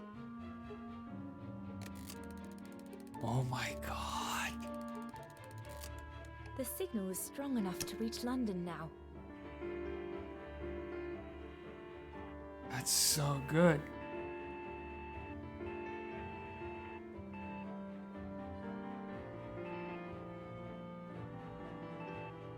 No, wait.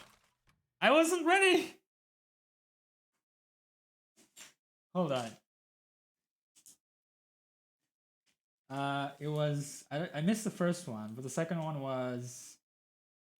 dash, I think. It will repeat? Okay.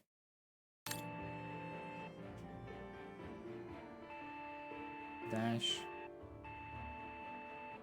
dash.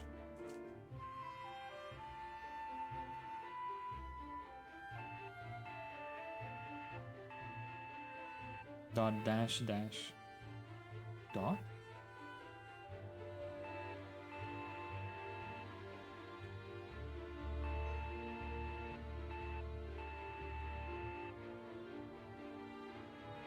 Okay, now it's gonna repeat.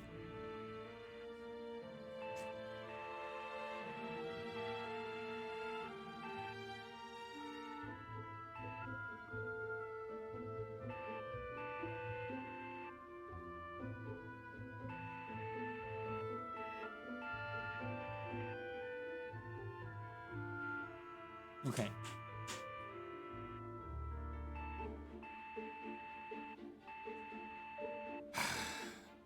So I might be getting it wrong, but I'm gonna check. This is really neat though. I love how tactile it is.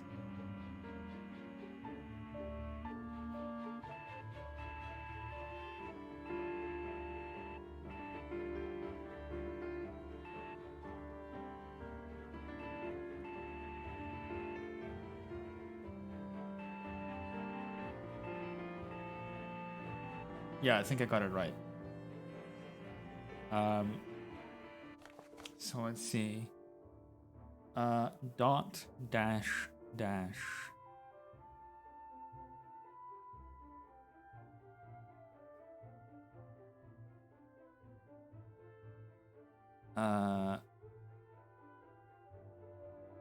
Dot dash dash dot p, I think. P.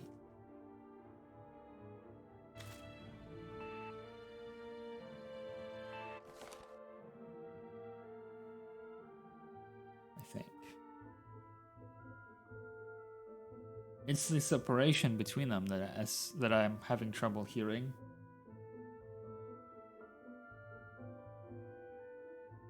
Hold on, let me listen to it one more time.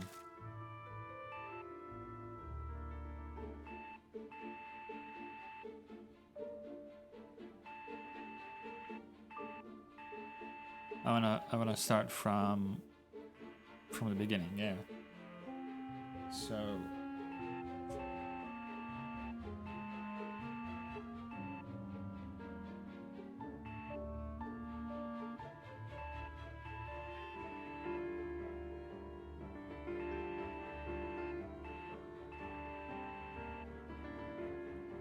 okay. Is there really? One of them is a dot, according to me. Just a single dot. Is that a thing? Yeah, it's E. P-E dot. I really like this. This is unusual. Like, this is outside of my brain frequency, I feel like. But I'm really enjoying this puzzle. Dot dash is next. Is A.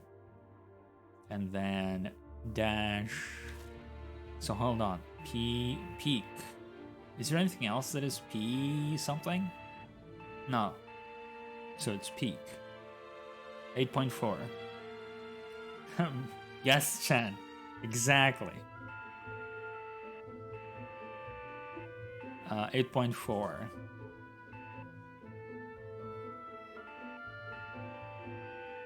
This is great.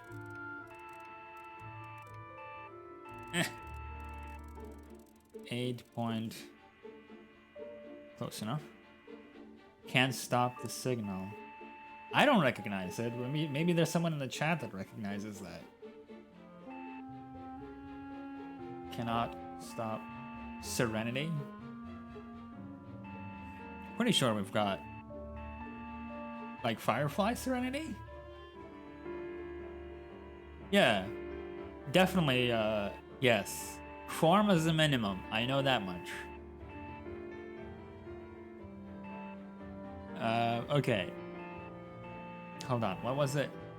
We have to input the frequency.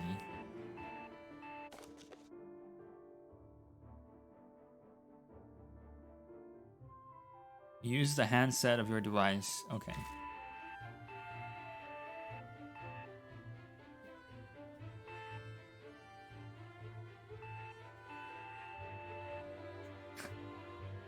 Look.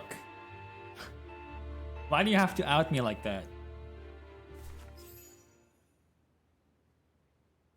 London, come in. London. This is a really fun puzzle. Do you read me? Over. We've made contact. Package safe and sound. I repeat, we've made contact. Package... Out of the question! I'm not moving from here without her! London, please wait a moment. Over. What's going on? You! Tell London I'm not leaving without my wife. Herr X, now listen, No, you listen. Andrea is my closest collaborator. With regard to the Allied war effort, she is just as important as me. She is in Wagen as I speak, hiding at some friend's place under a false identity. You must bring her here and smuggle her into Switzerland with me. There's no way we're going back to Wagen. Brown Shadow troops have overrun the entire town. We can't risk delaying our departure. A storm coming. Danger. I'm not moving from here without her. London, did you hear that? Yeah, that's the make or break point, right? Whether you make the connection to the Morse code, yeah. Roger that. Over and out.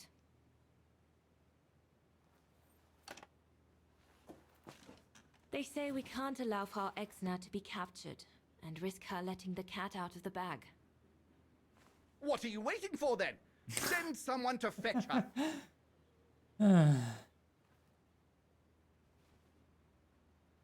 Hang on. You're not asking me to. Sorry, Lenny, we haven't got a choice. Ludwig can't Shit, go I about gotta in sneak. public in Wagen, and I have to prepare everything to get them through Devil's Pass tomorrow. You're the only one I trust enough to... Why can't she go? Thank you. What were we talking about? Not my orders. Whatever we're talking about, not my orders.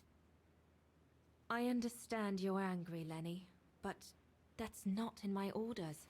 My mission consists of protecting Herr Exner at all cost. I can't just leave him here and go off to Wagen. Dana's right, Lenny. And besides, it's too dangerous. Leon! Too dangerous for Dana? You little shit. All right, then. I'll go. Lenny, wait!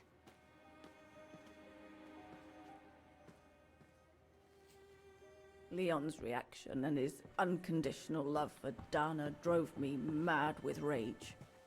So I decided to take my revenge by making a detour.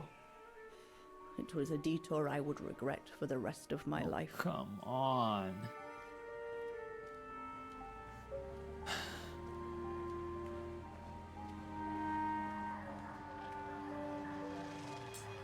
Leon did fuck that one up bad. What did you do? I made a deal with the devil. Oh my god. Holy shit.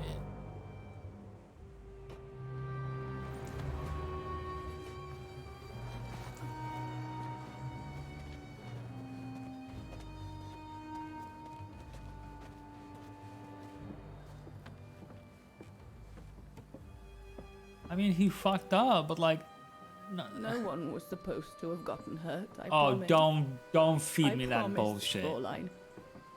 I just didn't want Leon to leave me forever. To leave with her. See, come on. Oh, really? I guess it's kind of like poor lighting. But it was a fool's bargain. As I should have known from the beginning. But it's, yeah, with the way they've been dodging, the conversation about her father, I feel like that's built up to, so you're just kind of waiting for when that is actually revealed visually and you're giving that final confirmation.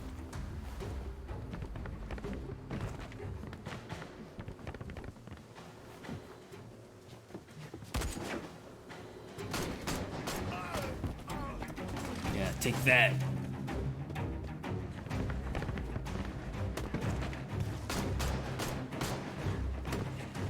If only BJ was here.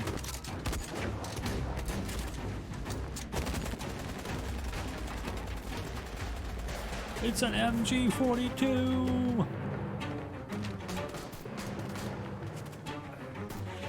Ramirez, where are you?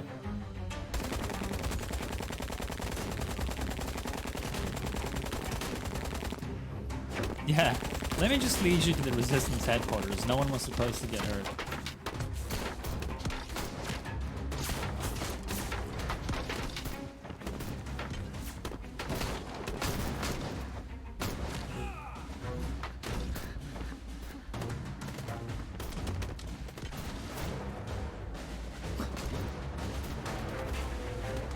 I'm with Jan on this one, but it is, yeah. It's I don't think it doesn't make sense. I think it makes perfect sense.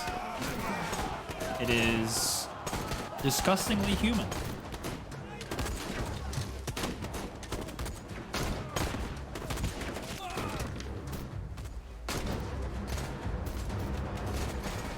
Where's Lenny in this? Huh?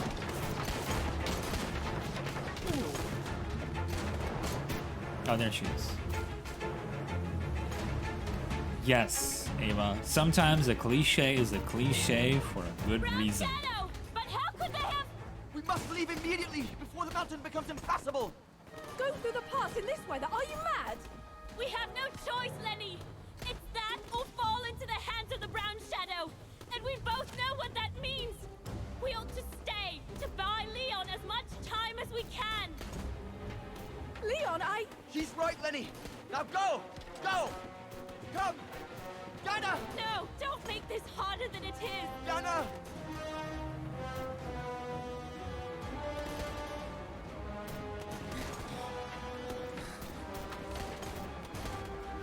I love you, Leon. I Somehow, love you, Dinah, more than anything in the world. knowing the outcome makes it worse. Come on, let's go!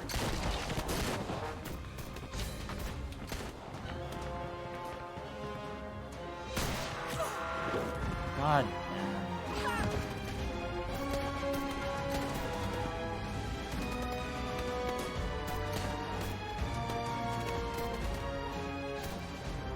Ironic, isn't it? But the worst was yet to come. No, I don't think she deserved it. I don't think so.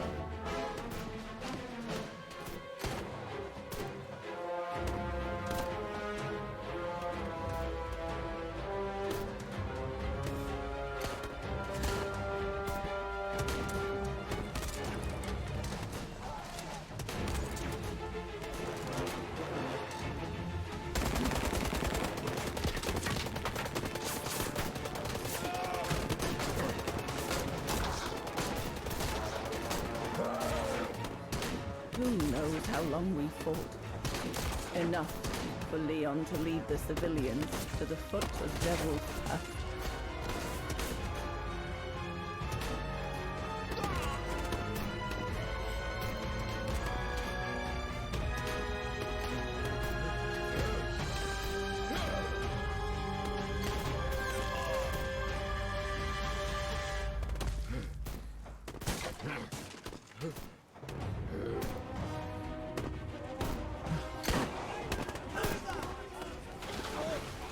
Oh God.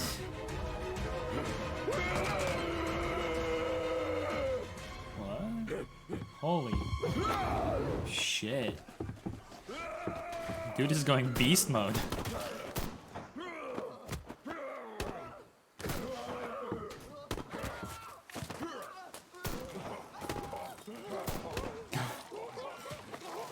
That's somehow pretty fucking rough.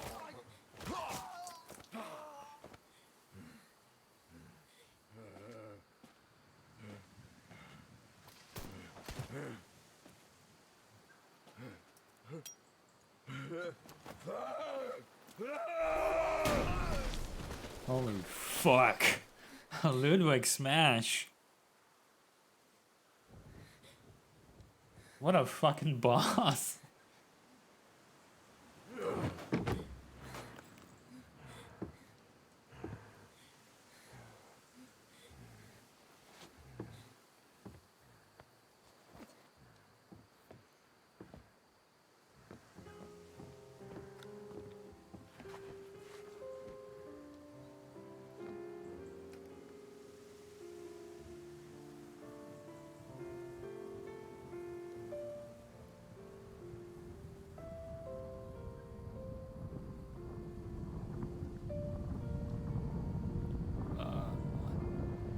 Hurts just a little bit.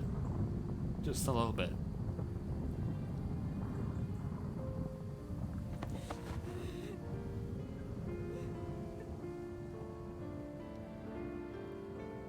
She can't even see it. She just hears it.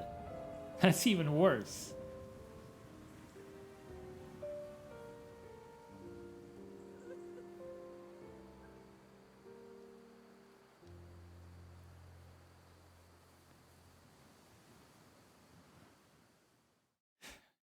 Ay, ay, ay.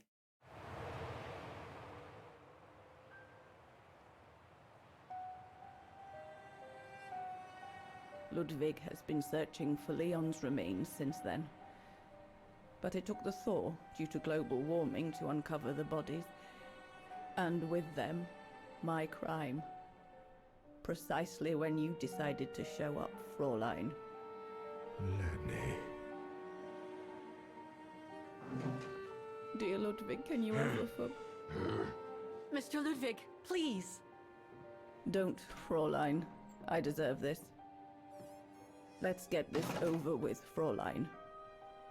Let me tell you about the last time I ever saw Dana, and then I'll be done. Okay, I'm listening. It was a year after Leon died, just after the liberation of Vagen.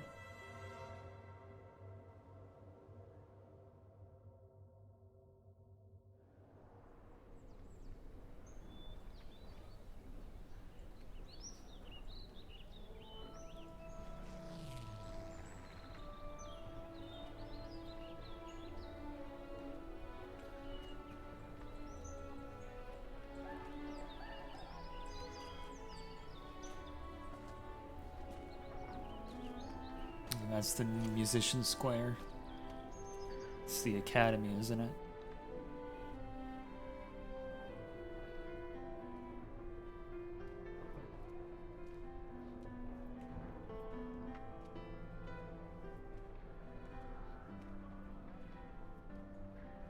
I think the music that plays is also the hymn of Vagen, isn't it?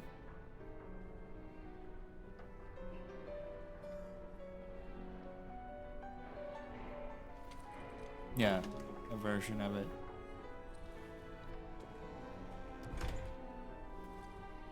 God, she looks done.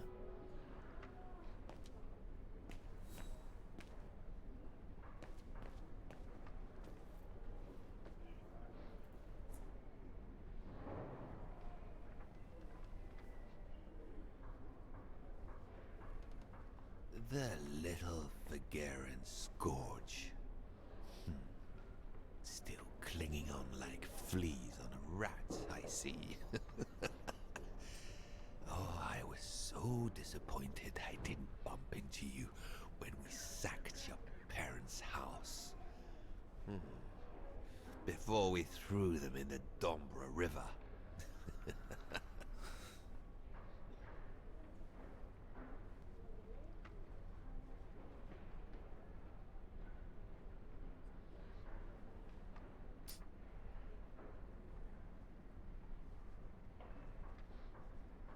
You know what? Get fucked. Not even worth it.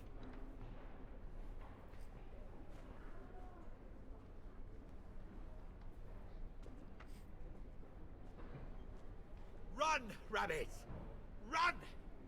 'Cause we'll soon be back to finish off scum like you! Keep stewing in your own shit, buddy. Not even worth my time.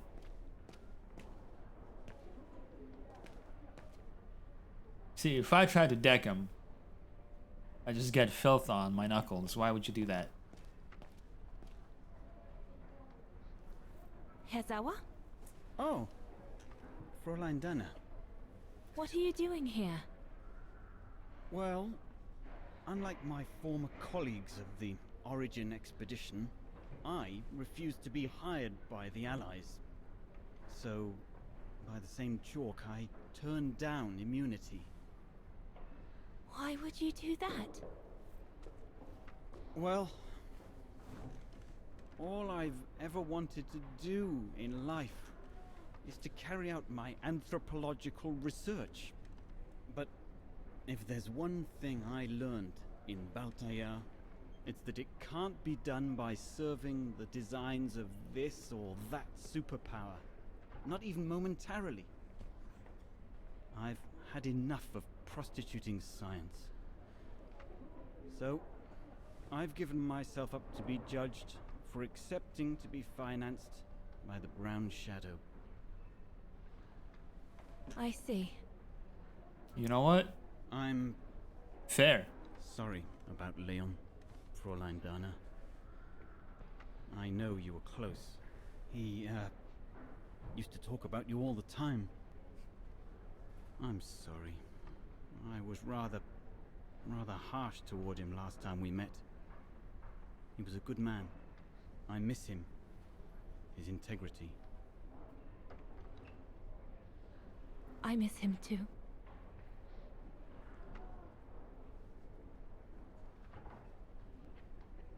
Herr Sauer, Yes, Fräulein Dana? thank you for passing Leon's letter on to me about what happened in Baltayar like you promised you would, despite your own grief. It's proof that you're a man of honor. I wish you well now.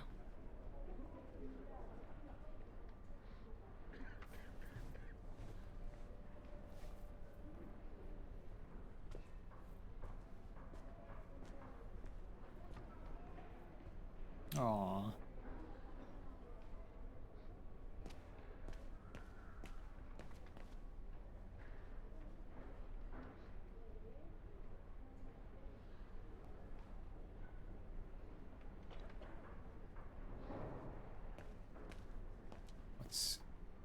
What's that newspaper? Vagan is freed. Vagan patriots smash Brown Shadow and hoist Ostertal flag over the city. Ostertal patriots rebelled against their Brown Shadow conquerors and liberated their capital city of Vagan today. As a massive allied army gathered at the city gates, thousands of besieged partisans stormed Brown Shadow barricades, overpowered the enemy garrisons, and hoisted the Ostertal flag victoriously over the city. The latest word at headquarters was that Allied troops had joined Vagan patriots on the musical square in the heart of the capital after bitter fighting with Brown Shadow and Vagan collaborationist militiamen. In an extraordinary speech, one Soviet major took the stage among the automatons of the square. He said, "This great day of liberation would not have happened without the continued war effort of so many, and notably, of one Soviet factory in the industrial city of Komkolsgrad, which is a factory you visit in the first game. It is the same factory where the guy wanted to hear his favorite opera singer one more time. Situated between Ukraine and Kazakhstan, this factory has been able to maintain its activity of extraction and refinement of heavy metals thanks to its workforce of automatons." The major added, "It is a fitting conclusion that the very creator of that factory of automatons also created this musical square on which we stand today as free citizens of the world. His name was Hans Vorarlberg." The Vagan radio confirmed late tonight that the Ostertal capital had been liberated and that the Brown Shadow commander-in-chief had signed an unconditional surrender.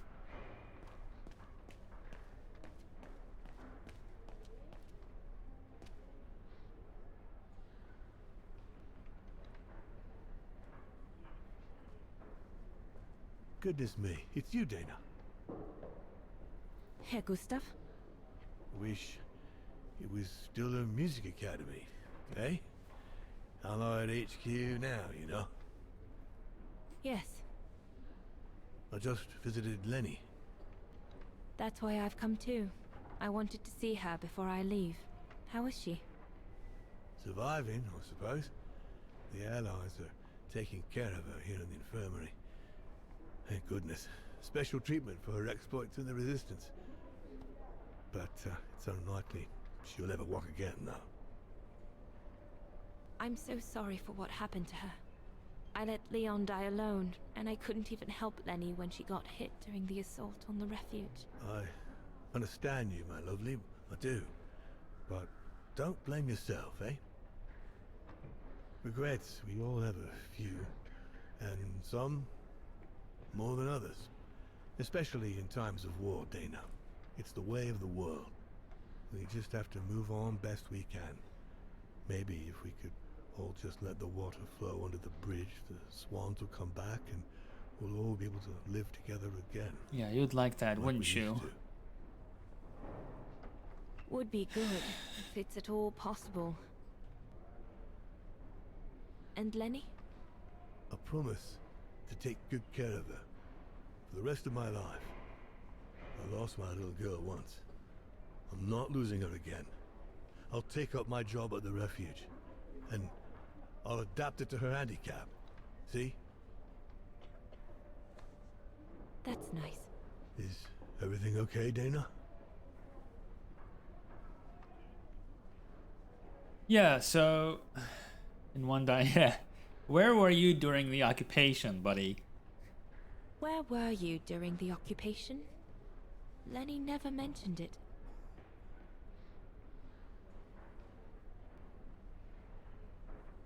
If you want to know, I was cleared by the military court, Dana.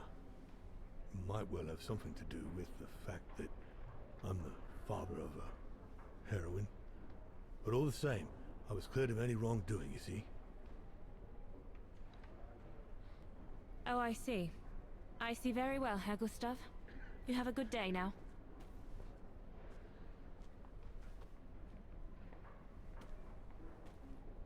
That's it. I'm definitely done with everybody here. I should go and talk to Lenny in the infirmary now. Yeah, Ava. I hope shame eats away at his soul for the rest, what little is left of it, for the rest of his life. Missing people list. Since the liberation, everyone in Wagen seems to be looking for someone.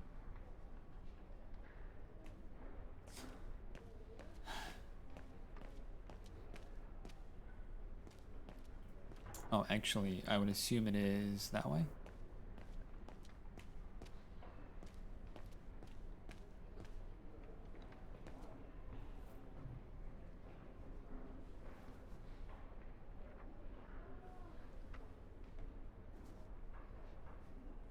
Yeah, I do think that it was handled well.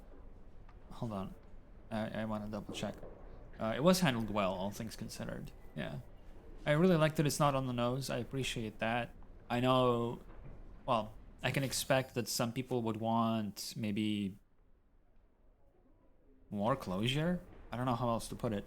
They would want, I can see how somebody playing through this would want more emphasis put on retribution of sorts, like narrative retribution.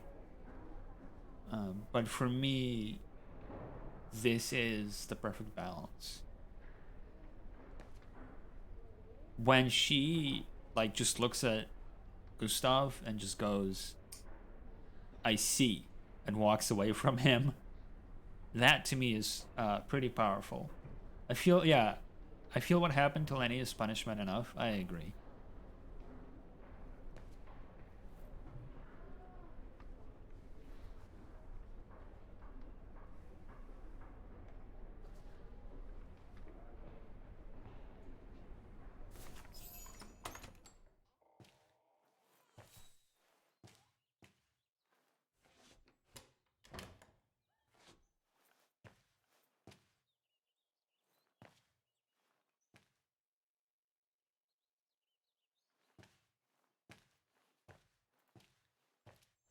Hello, Lenny.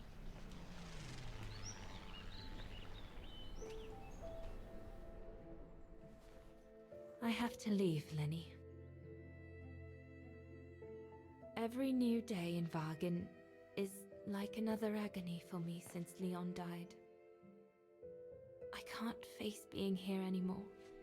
Not now that the town is freed. So, I've decided to leave for America. I'm going to try to start life over. I don't know if I'll do any better in the United States, but I'll have more of a chance of getting by there than here.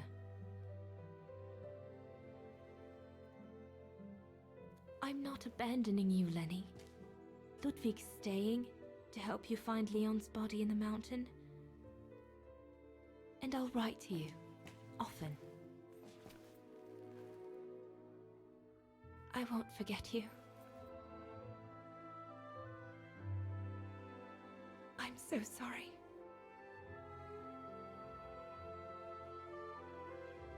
God, it's rough on multiple levels.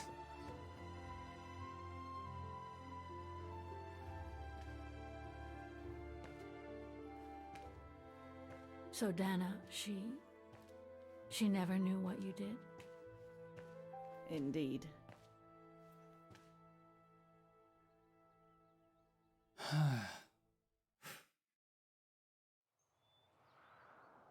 So did she write to you like she promised? From the United States? Yes, she did. For the next 40 years. She's still alive then? Can't say for sure, but there's a good chance. Can you explain? No. I've had enough of explaining. Explaining to myself. All I want now is to find some peace, far away from guilt and loneliness. I'm going to rest now.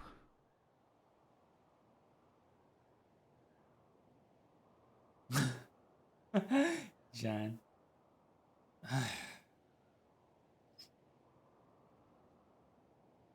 It's not too late to forgive yourself.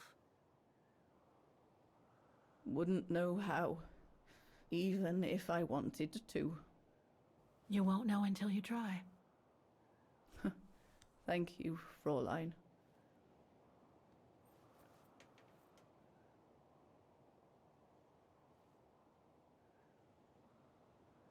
You'll find the last letter I received from Dana in my automaton. It will give you the answers you're looking for. Thank you. There we go.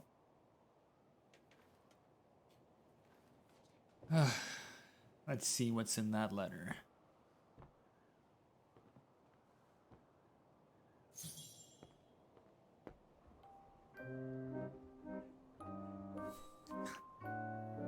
This music. Are my eyes different? Yes, I took eye drops. So now they're no longer transparent. Also, welcome to the stream, Emily.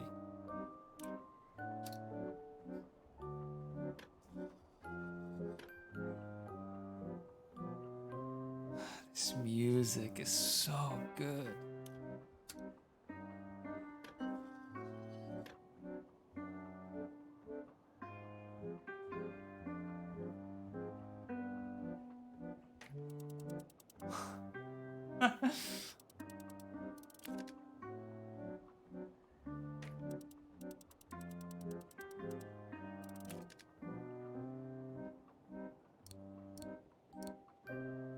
No, it's not the proper setting of the key.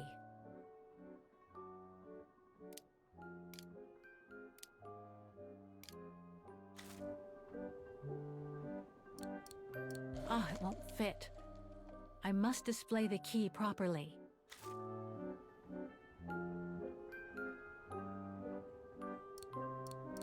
No, it's not the proper setting of the key.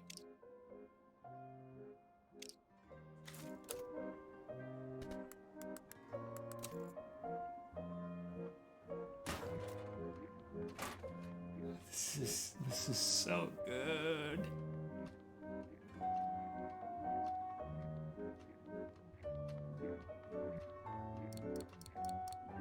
Ah, it won't fit. I must display the key properly.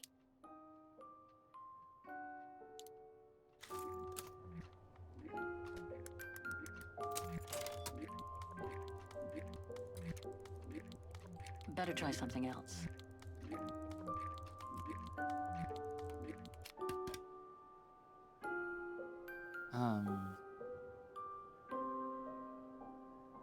Still stuck? Yeah. Impossible.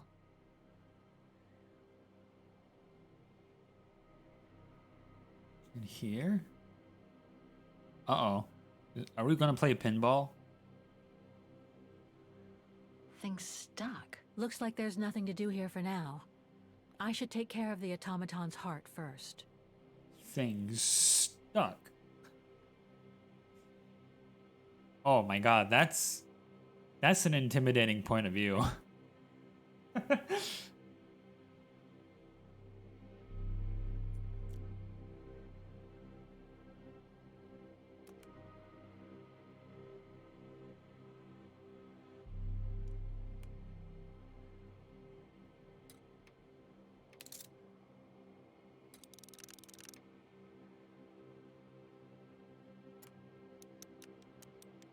Oh.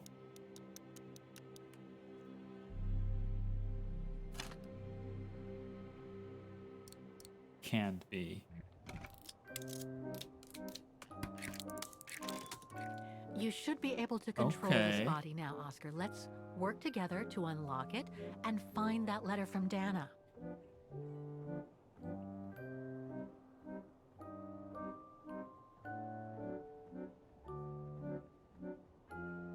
Yeah, like it's... Yeah, it does look like hooves a little bit.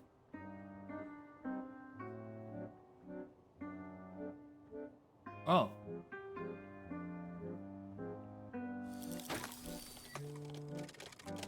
Ah, a new body. Again.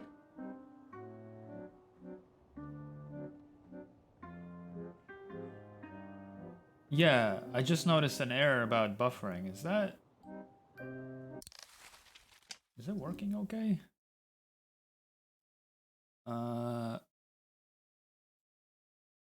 Yeah, it's showing me there's like some dropped frames. Although I think actually it might be a connectivity issue. I think it's recovering now, yeah. Okay. I think we should be good now. Shield mode is something Twitch is adding in order to prevent harassment, primarily through that's true form. I'm gonna check it real quick. Primarily against raids. So raids is something that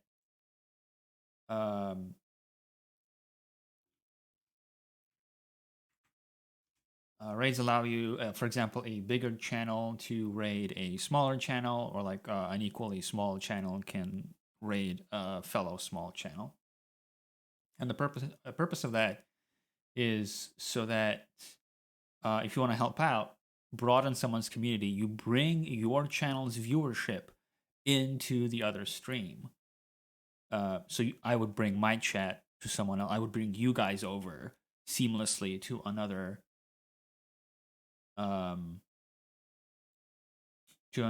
channel, and we would be able to interact with that other streamer.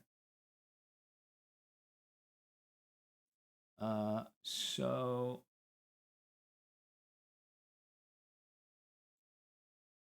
it's actually,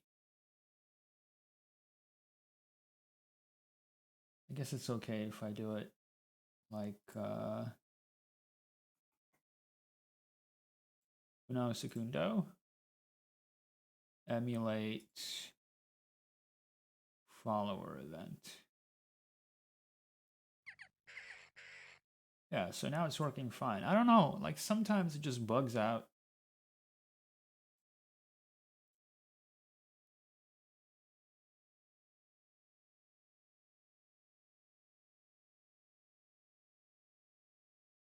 Yeah, the bot hate raids is exactly what Shield is trying to prevent.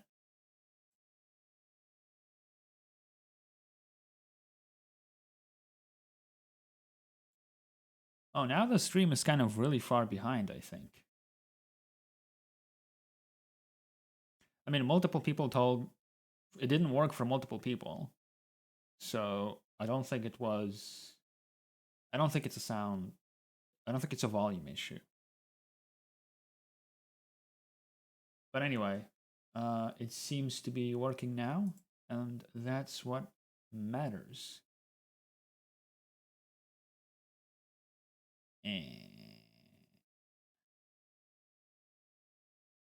Do I want to start over? I think I'm good. I am typing this at 3:35 p.m. If you want to test the timing, just gotta refresh. Oh yeah, possibly. I am going to refresh my page just in case. Hold on. Settings, quality. Okay. I think it should be okay now.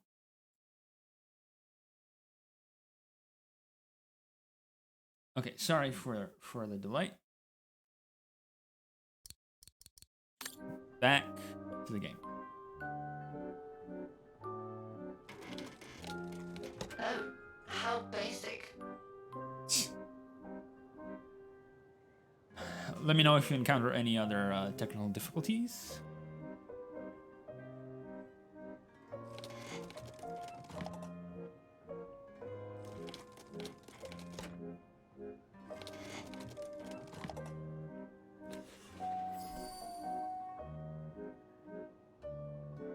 Yeah, the disdain in Oscar's voice.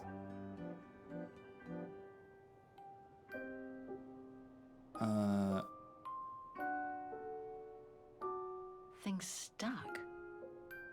So what did he just... He like, oh, behind. Oh, nice butt.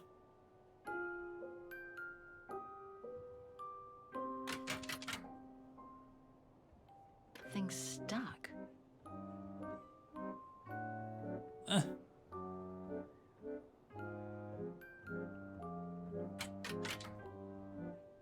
No. Why can't I interact with this thing?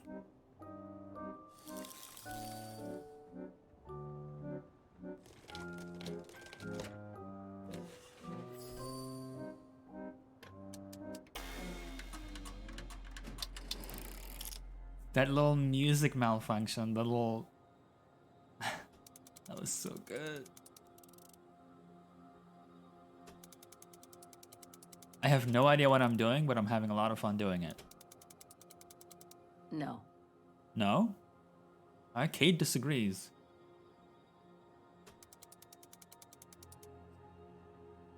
Just no.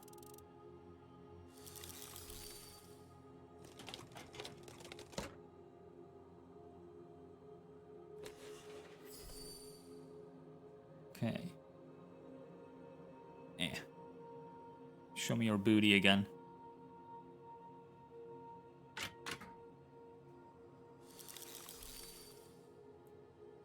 L2. L2. Now check with Kate.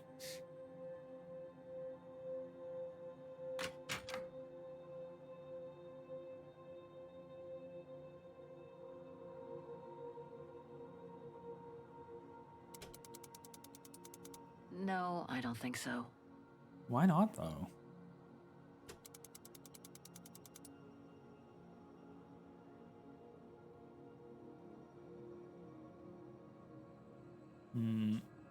Oh, no. What's this? This lock. I think I need to slide the small moving part nearby in order to unlock it. Maybe I could ask for Oscar's help if I get stuck. Okay, so what does Oscar do when he raises himself like this? Because I'm not seeing any difference. But what if I...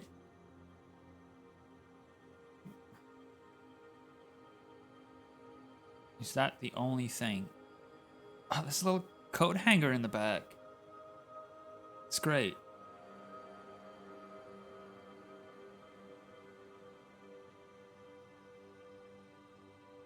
It moved.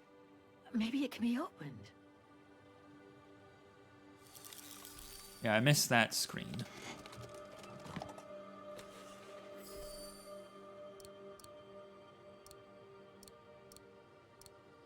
No, it's not the proper setting of the key. So cool, though, to,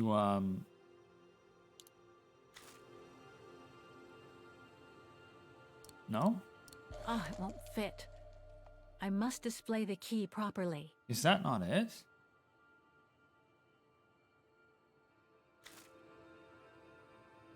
If I have to, like, do the specific one, that's going to be a little bit annoying. It's not the proper setting of the key. Oh, they're different. I see. Each little nubbin is a different shape. I understand now.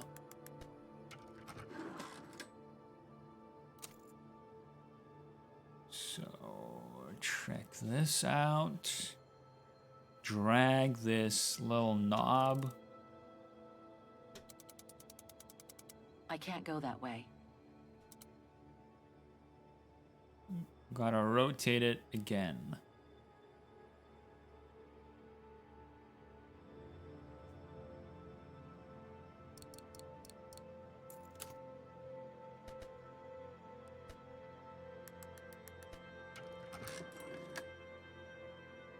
Is that the only two settings it has?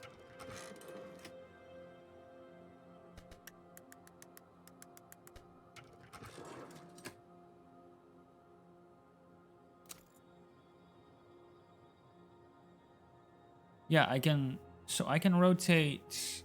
I can rotate this, but it refuses to go up here, which I don't understand. What's in the way? 1 second. I feel my own gears slowly spinning.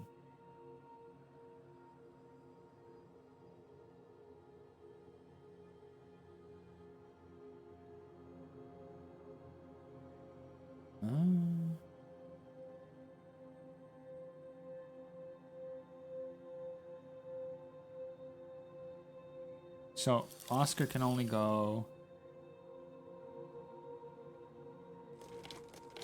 up or down.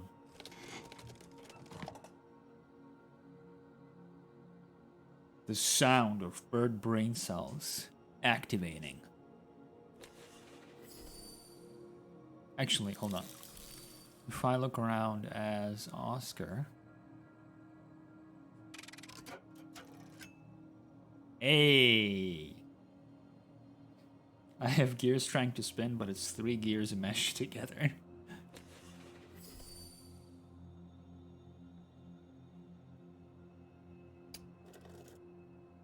This is really neat.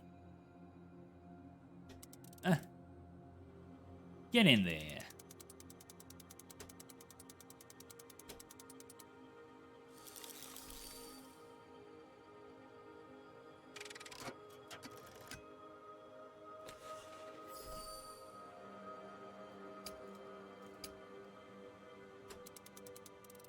There we go.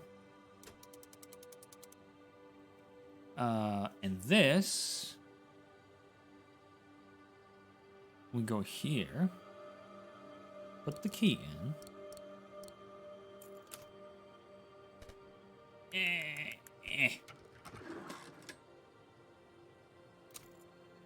And go back. I really appreciate the music changing as you progress through the puzzle. That is really good. That's it. I should be able to remove the lock now. Oh, I get it. You need to do it from both angles, right?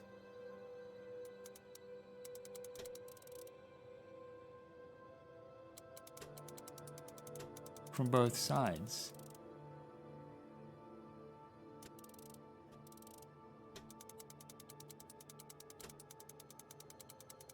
So now we rotate this like this, go up, and now we have to cross the bridge again.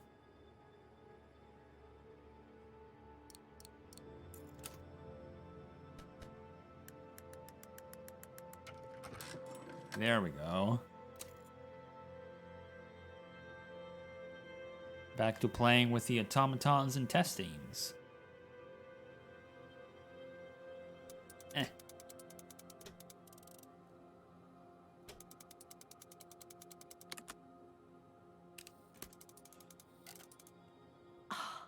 I think I can turn the crank now.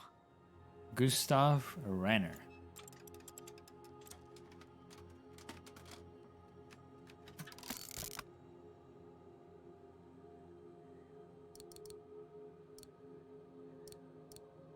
Oh, it won't fit.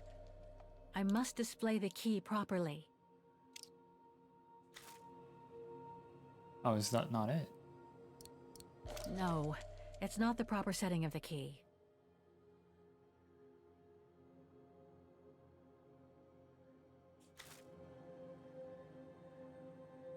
Oh, I think I get it. Oh, it won't fit. I must display the key properly. Like that? Yeah.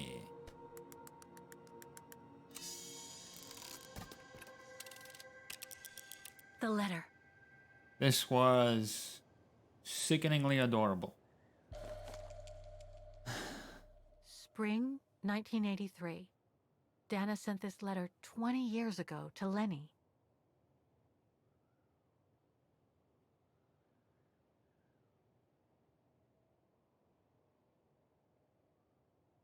Dana Goengrich, Manhattan. Her name changed. That merits a good... May 21st, 1983. My dear Lenny. Oh, my hat, it disappears. Sorry if I haven't written in a long time. Things haven't been easy for me of late. I'll have to fix that later. Black hat, yeah. That was the puzzle I had no problem with, but some people get stuck on. Okay, yeah, it makes sense. She plays this Chopin just like she did in The Refuge. Before she got My in. husband, William Gerngrich, passed away last summer. He was such a remarkable partner and a tremendous support.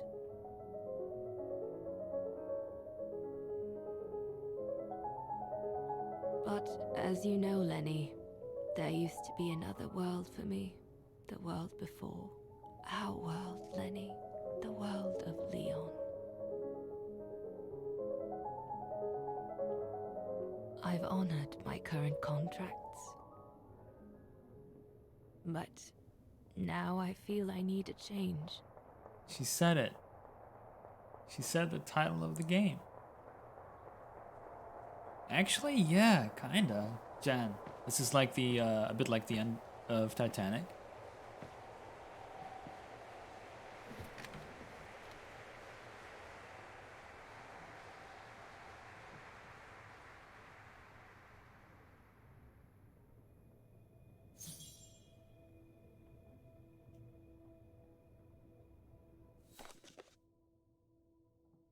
It's that it's kind of hard to put into words, but when you look at a person, the greater their age, the more of a life you have to imagine or consider, I suppose. You look at a kid, most of their life is ahead of them. And you might, I don't know, envy or appreciate that purity, that not quite blank slate, but close to it. There's a foundation upon which a lot can be built. But then you look at, you consider someone of greater age, and there's so many questions and so many puzzles. They lived a whole life. What was that life like? Where were they? Who did they meet? And there's a very good word for it that I am personally a big fan of, and that word is sonder. And that is the state of mind where you look at a person and you cannot help but imagine what their life must have been like. It's a form of intuitive, deep empathy. Gungrich is named after Amanda Gungrich, an artist on this game and kinda Sokol's protege. That is also very damn neat. I love that.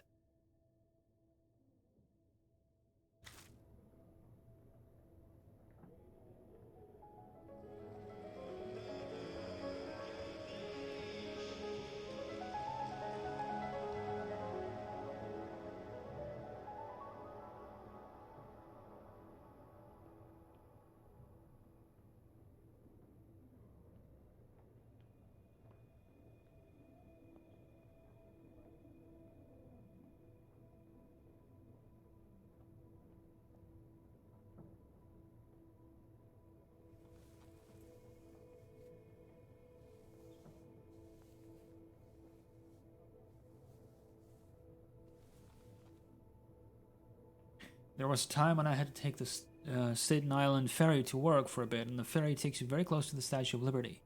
And every day it felt dumb, but I couldn't help but reflect on how lucky I am to, like, not have grown up in Europe during the war, and how so many people saw the statue as the symbol of hope and a new life. And anyway, that photo plus your commentary is 100%. Yeah, it's when you think, is when you look at something. So thank you very much for the link, Snatcher. It's that, fun. Also, hey, Alchemist. Fun story. Sonder is a neologism created 10 years ago by a Tumblr account that made up words to explain obscure sorrows. Many of the words created by it have fallen into actual use. Yeah. That is true. But yeah, that, I have that as well a lot of the time when taking public transport.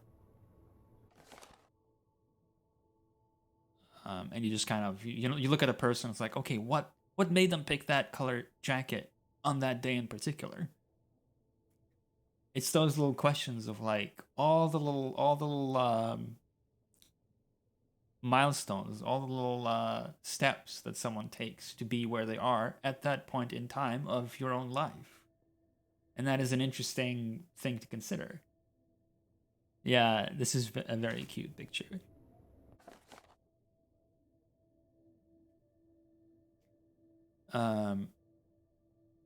Have you been down to the cafe concert recently? If you have, then you will have fallen in love. In love with the virtuoso music of a rising star. Her name is Dana, and all we know about her is she came to the United States from her hometown in Central Europe in the aftermath of the war. So if you go down to the cafe concert tonight, you're sure for a big surprise. And this musicologist will be thrilled to bits to be the first to lead you to discover a pure genius before she is swept away to play at the world's greatest stages.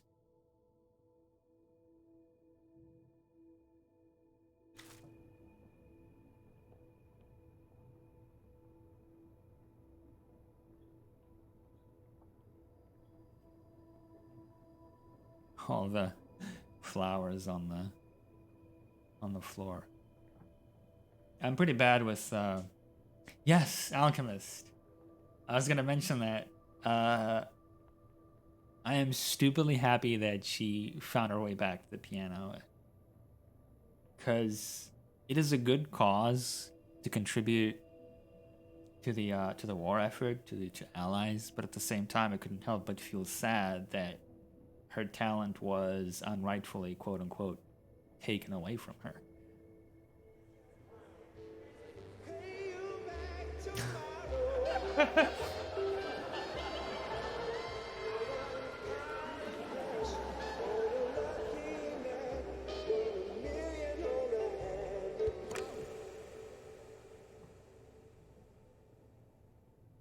It was Reston. Yeah.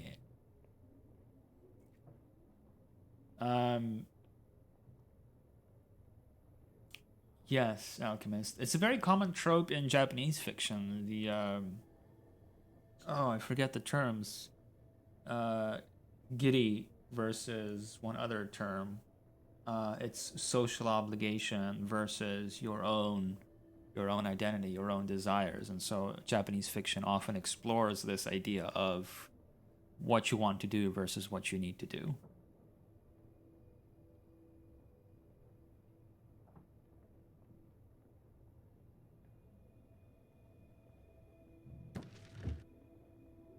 Jazz recording.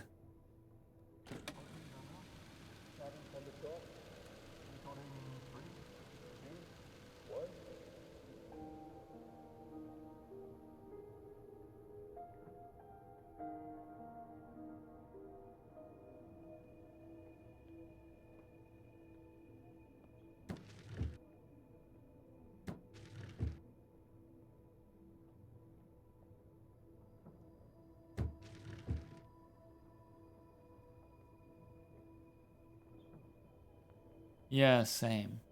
It's just quiet, but not quite quiet exposition. Melodic exposition.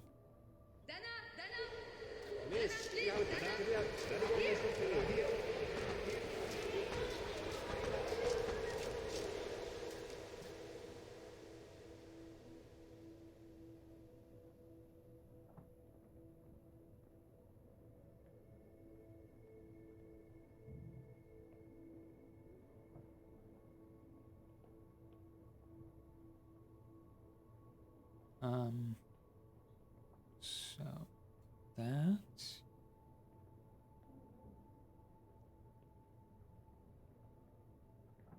Are these drawers also something I can open? Yeah. Eh.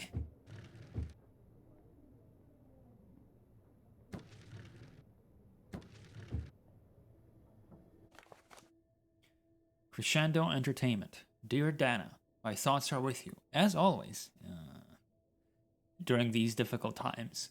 You know I will always be here throughout the good times and bad. I do understand your sudden desire to let everything go since dear William's passing, I really do, but I must ask you to give it some time before you throw in the towel. True, you are at the height of your fabulous career, but I sincerely believe there is a new and wonderful chapter yet to be written in your book of life. You are so much in demand, and it would be such a pity to disappoint all those fans who adore you, and they really do.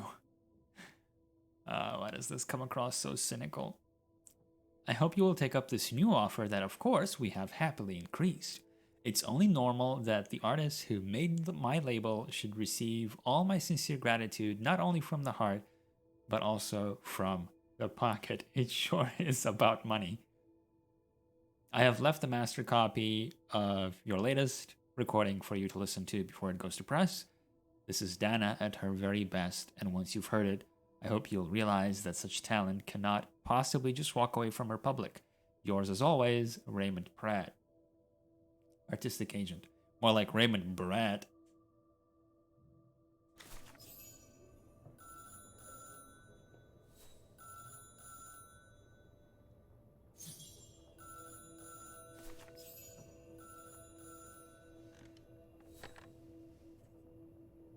It's Kate. It was a nurse who worked at the maternity ward at Barton Sanatorium before the war, when I spent some time there.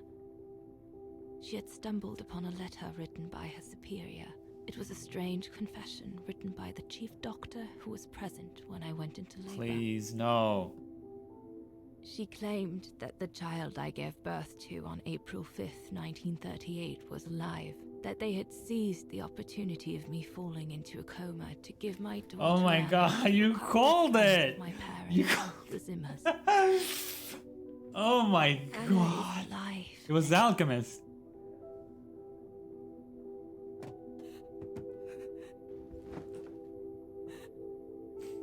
Holy shit.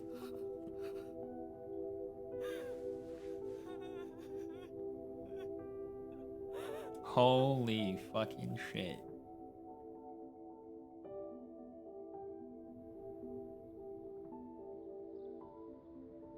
You can imagine, my dear Lenny, that I spent the following weeks searching for my daughter high and low. It wasn't that difficult, even though my daughter's names had been changed.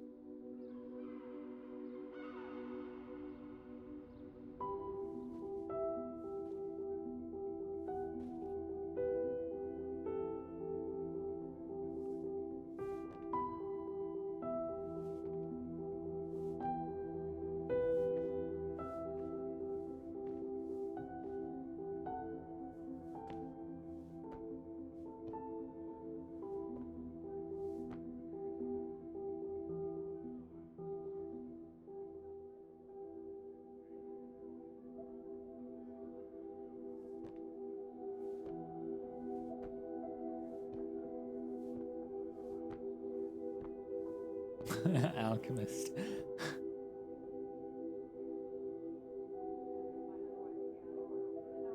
Come on, go ahead.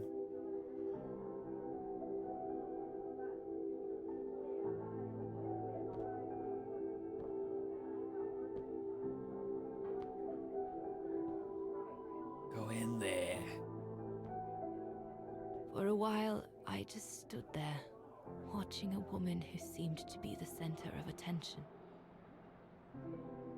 She looked so confident, joyful, and full of life.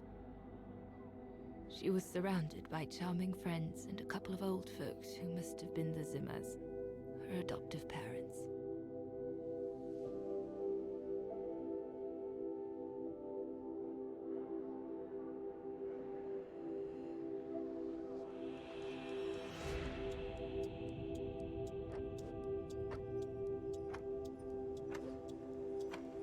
Hmm.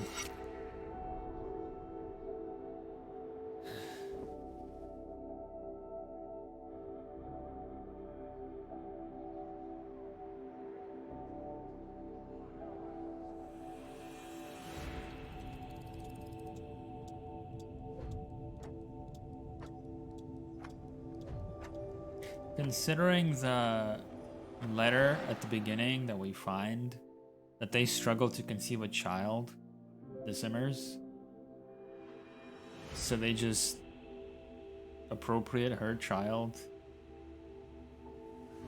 I have not forgotten that letter.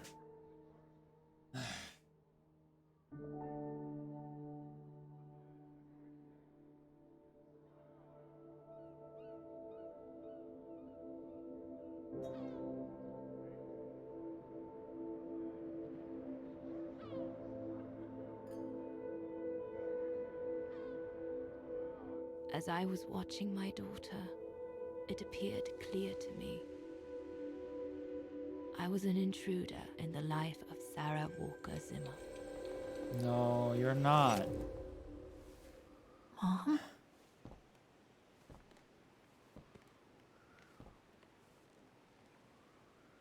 Yeah, the complicity.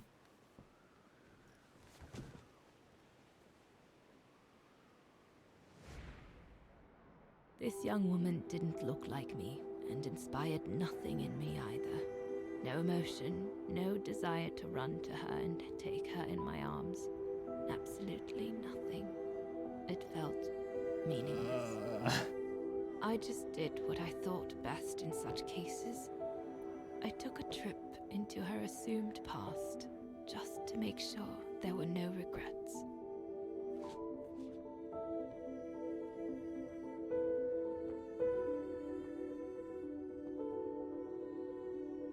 Yeah, Snatcher, you are also very much correct. The kid also would have most certainly died in the pogroms if they hadn't snuck her out. I think they would have would have told Dana eventually once it was safe or after the war, but then her parents were killed and Dana disappeared. Well, no, she worked for the Allies, but the Simmers must have presumed she died.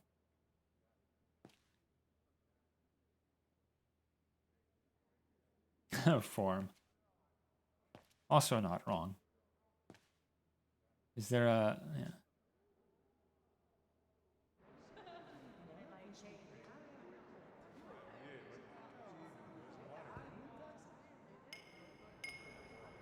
Man, that recontextualizes the entire, like, at least the first game.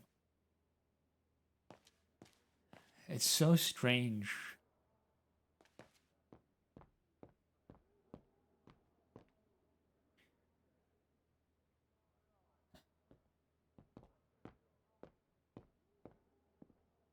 I mean, I feel like Dana becoming popular as Dana. Unfortunately, I'm reluctant to butcher the name, but she became a famous musician, so I felt like they would have recognized her, and they could have informed her.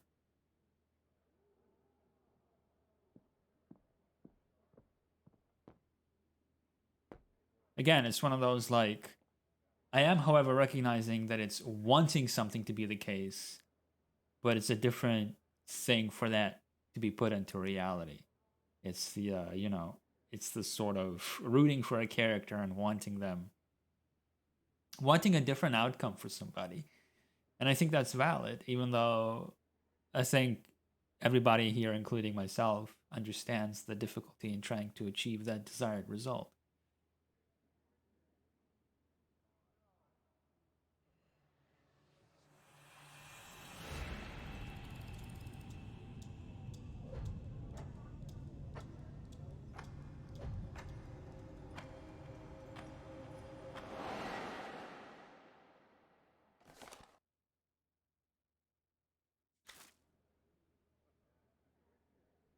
Interesting. Was this not the picture of her dad? Of Kate's dad?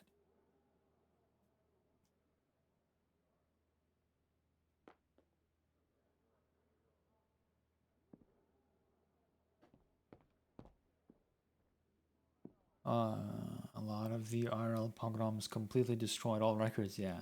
So it's not unthinkable that there will just be no documentation.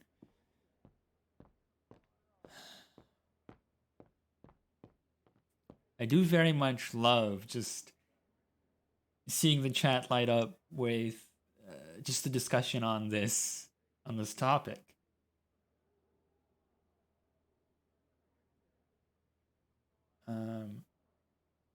Because they felt it was their children, and since they were often very young, those same children didn't have the same bond with their birth parents as they did with their adopted families.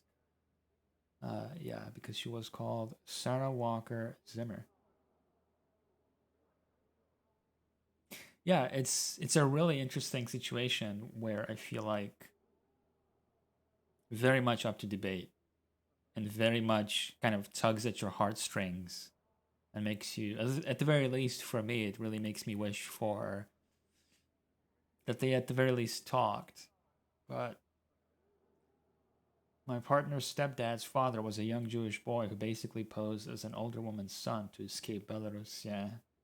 And good thing he did, because 90% of the Jews in Belarus died, yeah.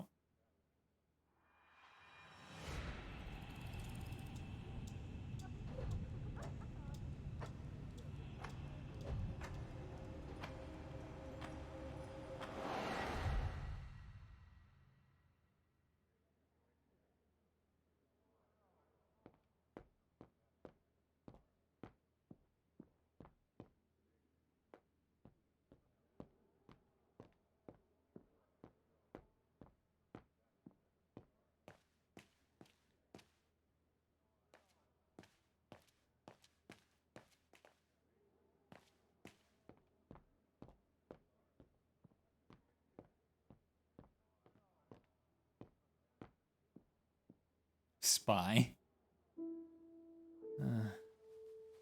Oh, is that Kate playing the piano?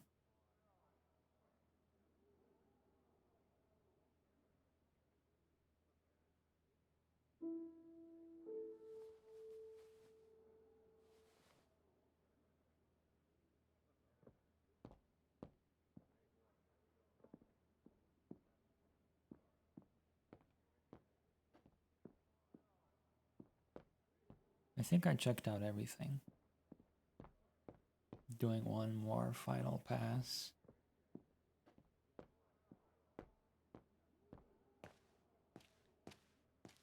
It's a very pretty house, though.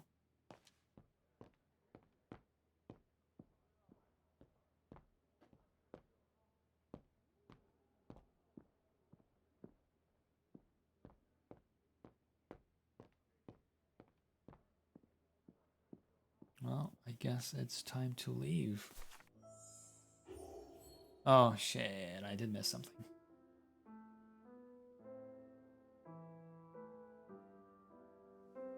I was just about to leave when I heard piano music coming from upstairs. It stopped me in my tracks.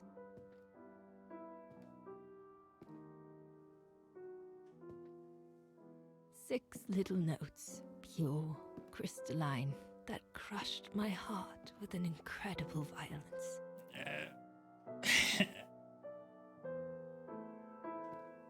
I climbed the stairs like an automaton, guided by the music of the hymn of Wagen. No. I am not okay.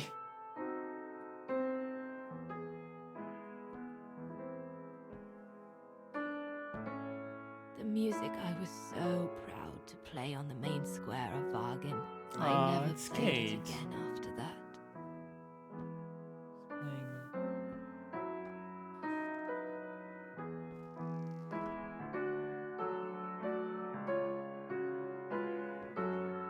In a child's bedroom, I saw a little girl learning to play the piano.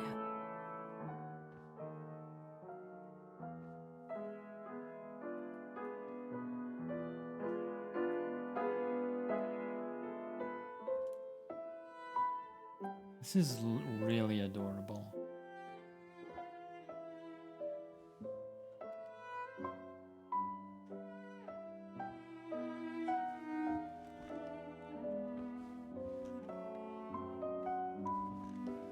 She was very studious and didn't seem at all surprised to see me there. Huh. She must have thought I was just another guest who had lost their way to the bathroom.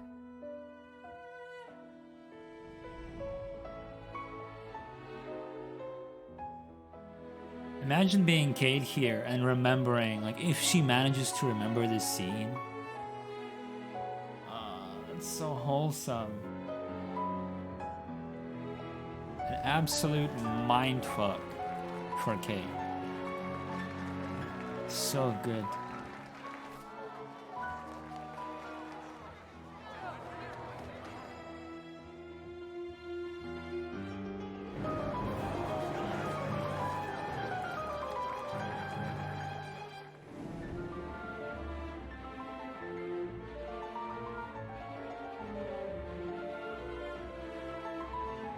Two lives intertwined across generations.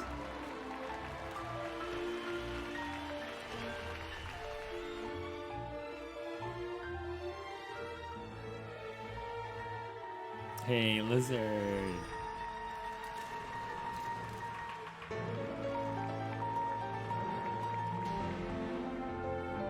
We hardly spoke. I just showed her how to play.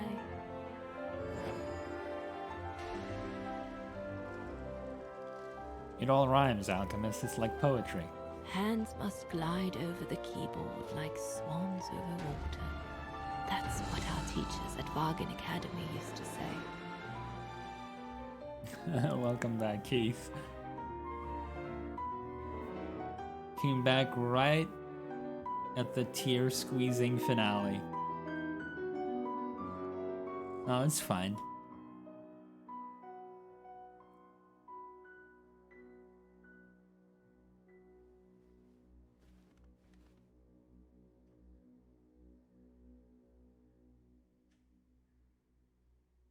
Perfect strangers, and yet at the same time, they aren't. God, it's just so nice. Hello, Cupcake.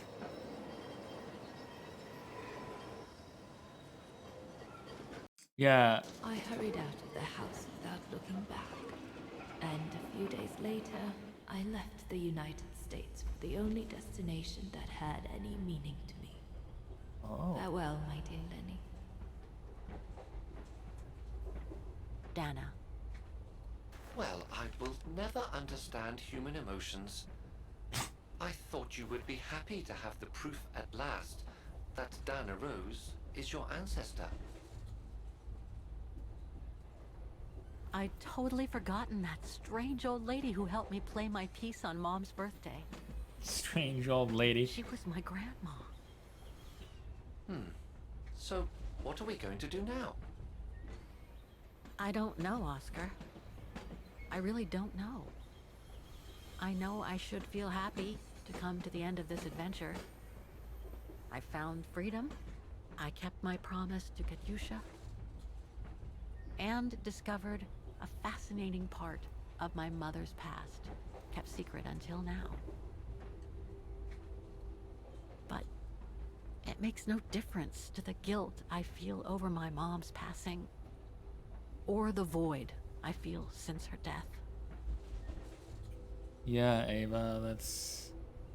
Maybe if I had met Dana in person. But that's impossible now. Why? The last trace of Dana I have is this letter. And it's over 20 years old. And besides... But...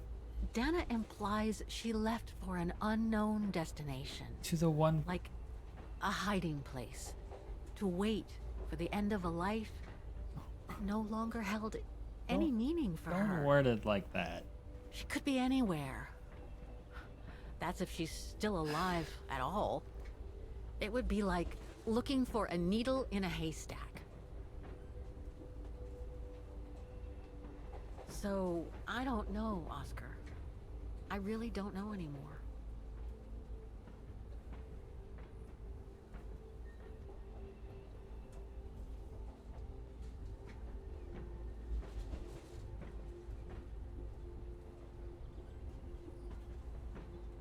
So Carl's original pitch for this game was simply a woman finds her grandma. I don't think he was even sure it was a Syberia game at that point. I feel like the stars aligned for this in the most spectacular way for this game. Everything about it, the visuals, the music, the characters. There's only one thing left to do, Oscar. What everyone has been expecting me to do since I jumped on the train with Hans.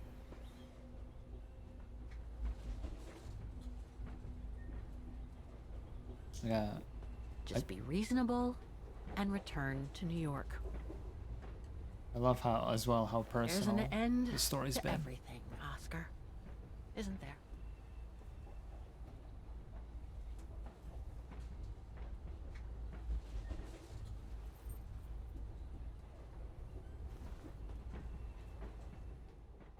That little sideways glance. Is that not a trademark Kate sideways glance? Yeah, Bidoof. It's been very good. Very heavy sometimes. But still very good.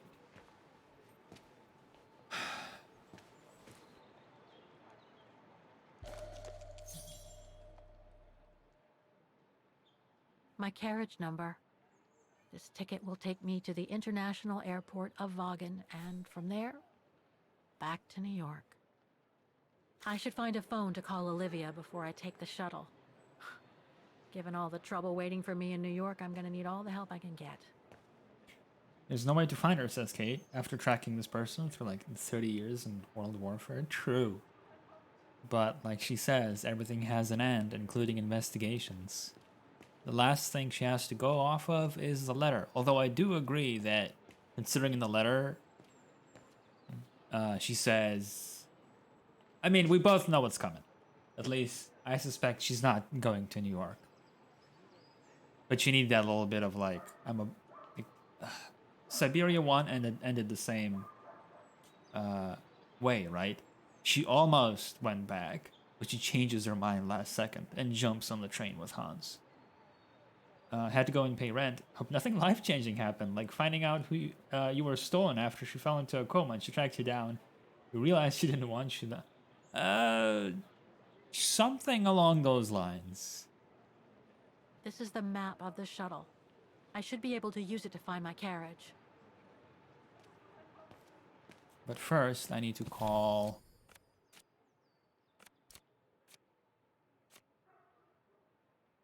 Olivia.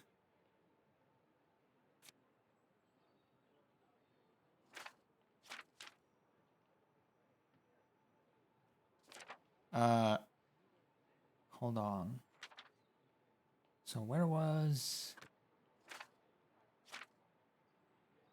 did I stop?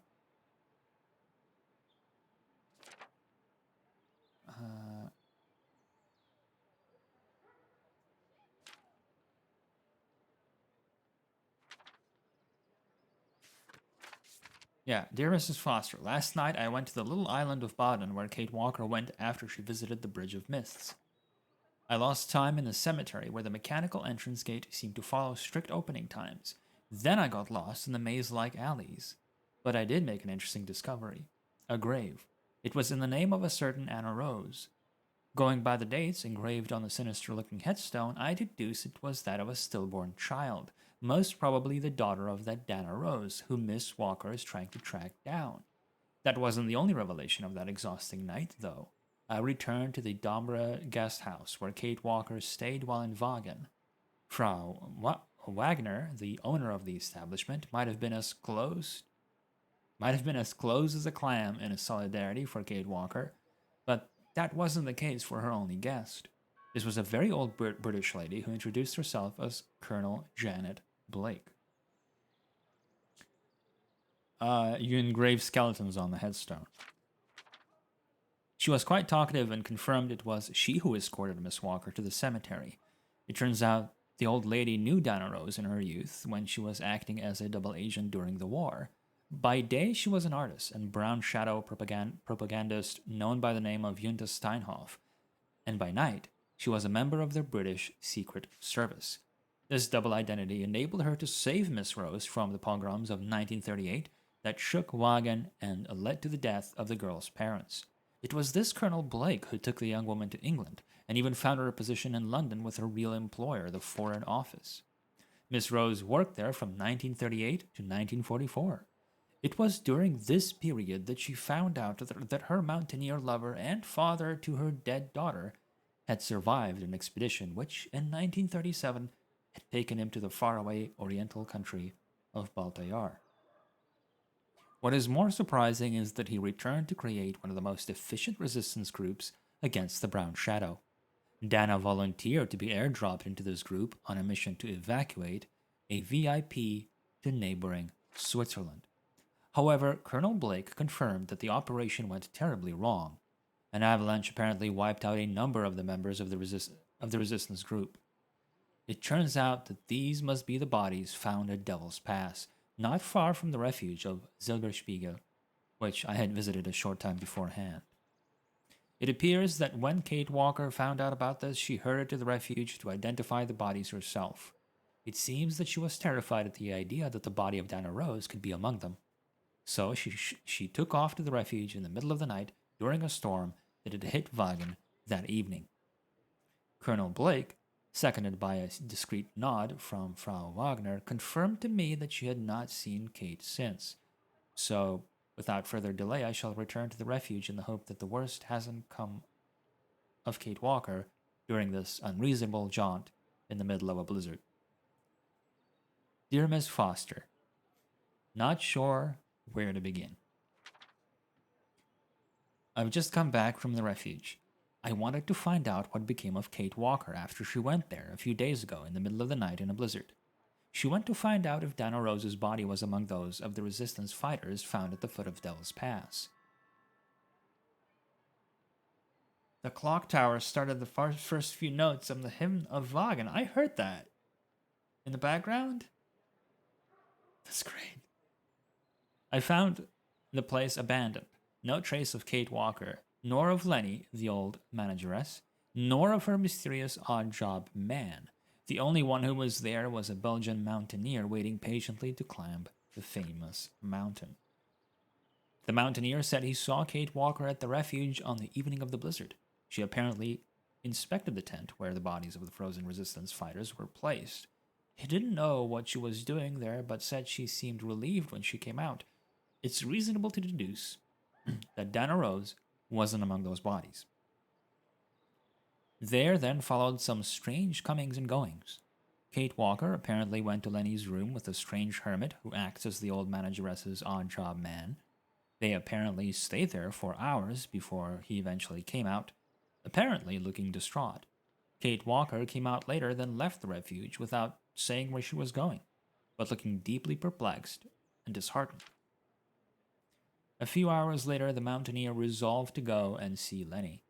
He found her lying in her bed, lifeless. The poor old woman must have died in her sleep. The mountaineer wanted to call the emergency services, but then the hermit returned to the refuge. Ignoring the mountaineer's protests, he tenderly picked up Lenny's body, then carried her, along with the frozen body of the resistant fighter, into the mountain. He then disappeared as he carried them into the blizzard. I must admit, I'm completely perplexed. Who knows what drama was played out between Kate Walker, Lenny, and her odd-job man during that blizzard? I get the feeling Miss Walker must have uncovered some terrible secret during her short stay in Wagen, a secret that, like an underlying and treacherous illness, had poisoned the region since the 1930s, and one whose common denominator seems to be Dana Rose. But what's the connection with Kate Walker?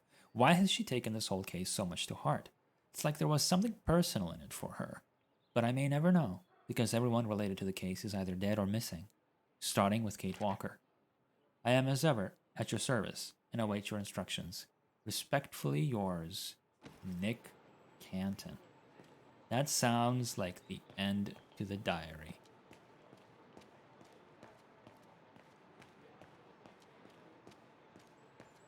So where can I find a... What is that? The deportation trains left Vaughan from this station during the Second World War. Oh. How many lives did those brown shadow barbarians destroy? Is there any justice for those who were massacred?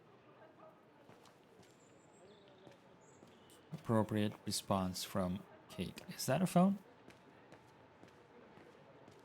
I'm not sure if this is the right carriage. I better check the number on the Yeah, you ticket. hear that from the clock tower, I assume. So good.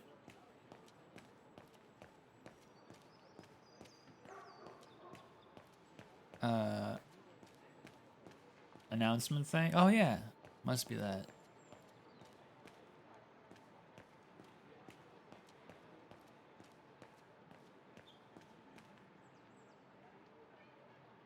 A ticket validator.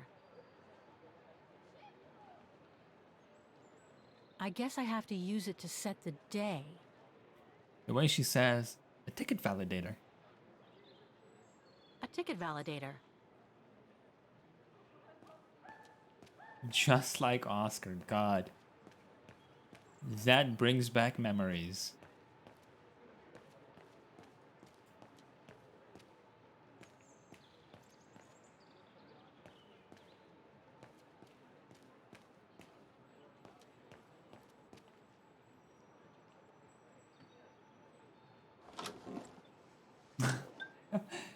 That face again on the phone.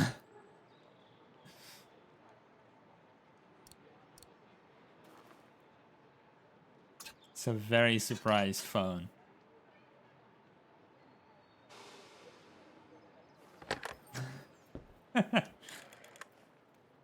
Like an old friend.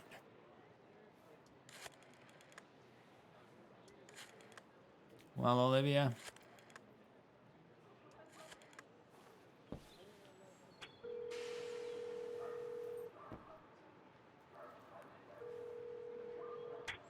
Hello? Olivia? It's me. What do you want, Kate? Didn't we say everything last time? You were right, Olivia. I've been chasing moonbeams ever since my mom died. But I found my grandmother. Your grandmother? But Kate, she died years ago in New York. No, I mean my real grandmother. Never mind. It's a long story. I'll explain everything when I get back. Oh, you mean... Yes, I'm flying back to New York. That's wonderful, Kate. I better tell Mr. Canton. He's still on your case, you know. The police will probably be waiting for you at the airport, but don't worry. Dan has connections. I'm sure he'll be able to help. Maybe he can persuade Larson and Lorman to drop the charges. Okay, thanks. That would be a relief. I gotta go. The airport shuttle's about to leave. Yes, go ahead. We'll meet you at JFK. I'm proud of you, Kate. You've made the right decision. Olivia? Yes?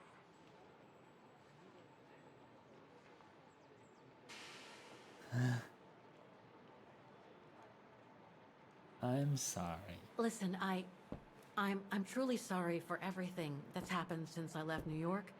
It's just that I just had to get away. I needed a change of life, to be free. It was like a calling. And now that I've been following that calling for the past few years, I realize that I'm not the person I thought I was back in New York.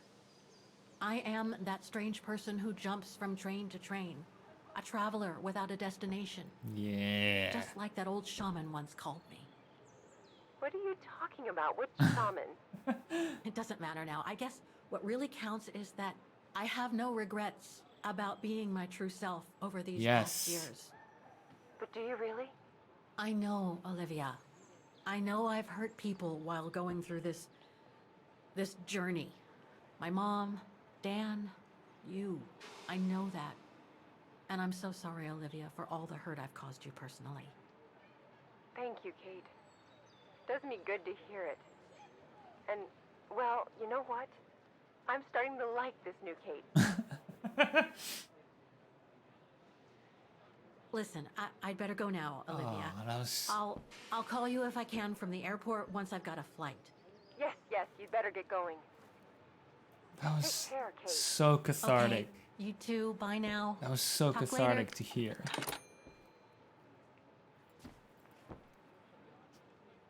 I didn't even realize, but I waited 20 years to hear this dialogue.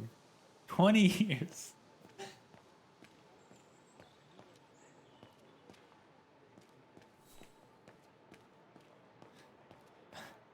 All right, let's validate our ticket. I'm sorry, prompt leading into no regrets, YOLO. That's a Cade brand apology right there. Resolution at last. Yeah. Okay, where's my ticket?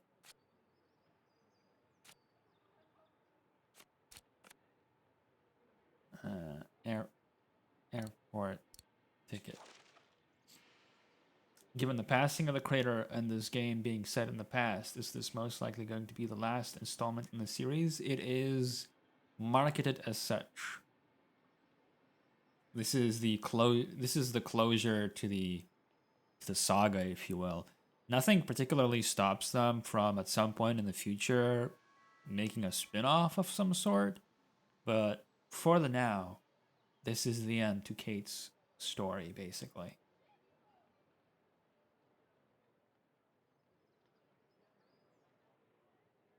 Uh, 11:30.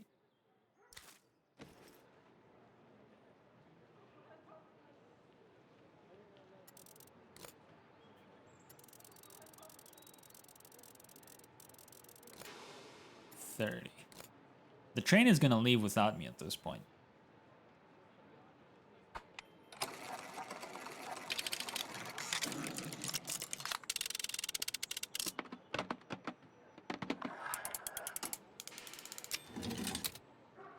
Oscar the Hedgehog's Wagon Adventure spin-off. Yeah, you know what I want? I want a third-person shoot 'em up where you play as Ludwig in World War II. That's what I want.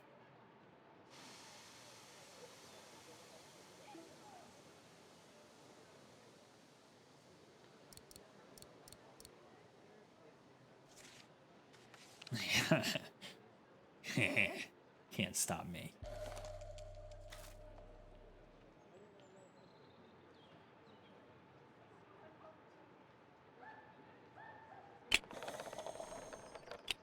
I'm getting some bad flashbacks to the stamp puzzle in Syberia 3.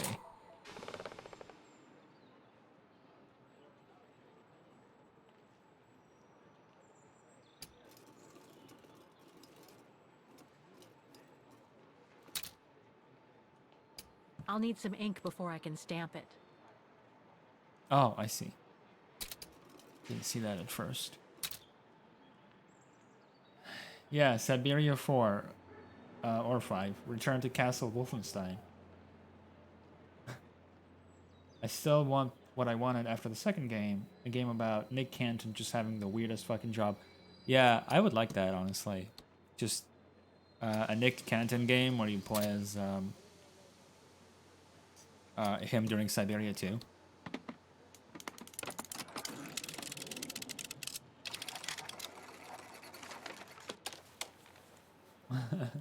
Sorry, Miss Walker, we can't allow you to board this train. Your ticket is unintelligible. Did you drop it into our shredder? So... My carriage number. This ticket will take me to the international airport of Wagen, and from there, back to New York. He's just in the library poring over index cards and microfiche. Yeah. 3. Carriage. I see it.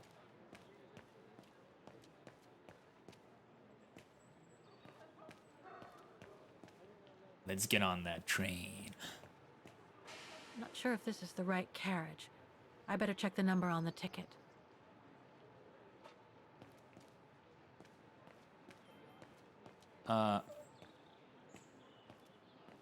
Wait a minute. Did I not see it like...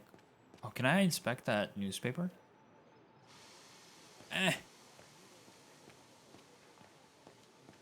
Yes, he was. Turns out he wasn't. Well, I guess he was special because it was a specific train built for a very specific purpose. But yes, Oscar once piloted a train. Now he's a pangolin armadillo hybrid.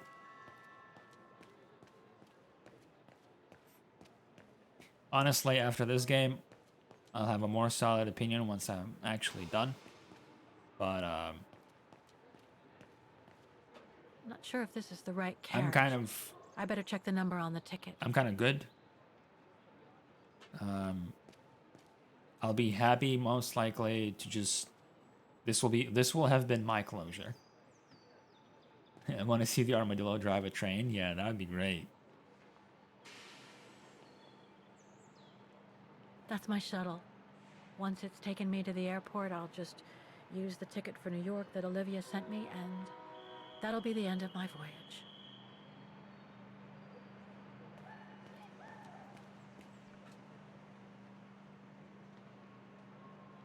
This is the right carriage, but the door's still shut. Please present your ticket.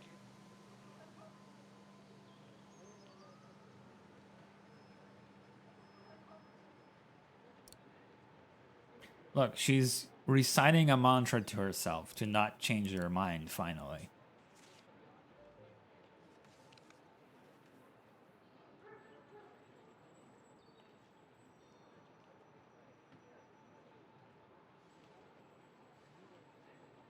Eh.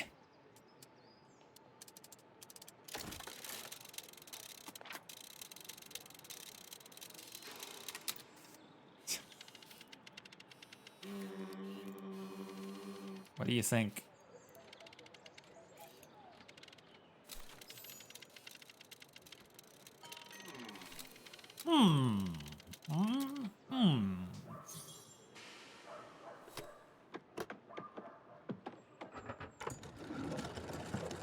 That's awesome.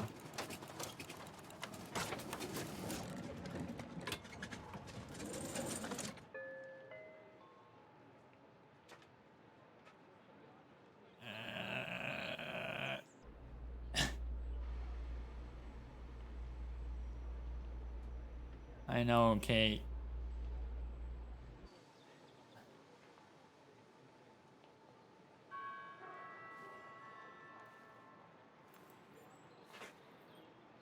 Just a moment. Just one moment. Just one moment longer.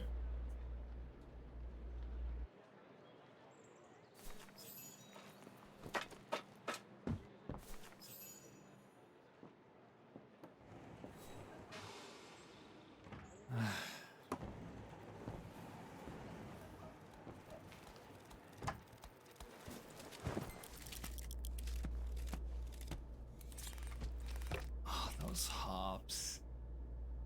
At least she gets to take Oscar with her.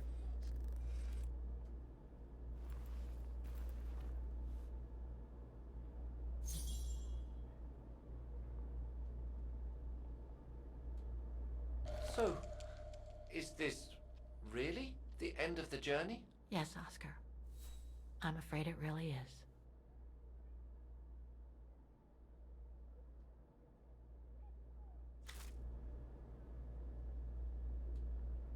You look sad, Kate Walker.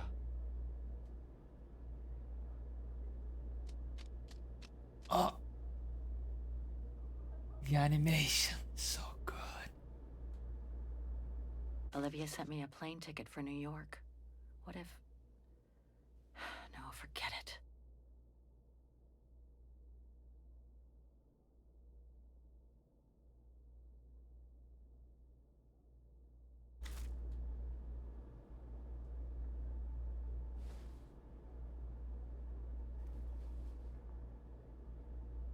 I swear.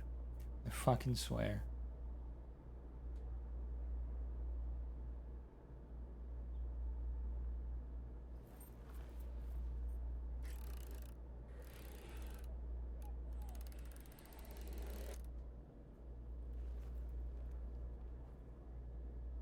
She's in Kantar?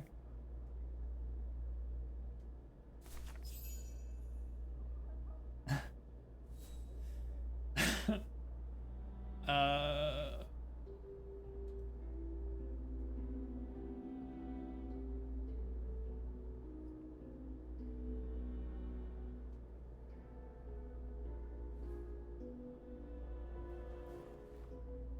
Are the gears turning, Kate? Are the dots being connected? That's all they ever talked about. How they were going to live over there after the war, along with Ludwig and his tribe.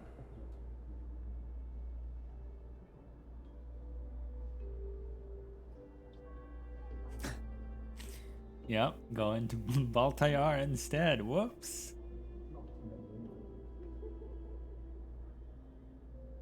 The design of that train, though, the Kantar Baltayar one, God, the designs of vehicles are so. I left the United States for the only destination that had any meaning for me. Farewell, my dear Lenny. The only destination that had any meaning. Kate Walker? Is everything all... I know where she is, Oscar. I know where Dana went after she left America. The train for the airport is about to depart. All passengers, Come on, Oscar, we gotta go. take your seat. Anyone not going to the airport is kindly asked to leave the train immediately. Okay. Come on, you can make it. Do I need to do a quick time event here?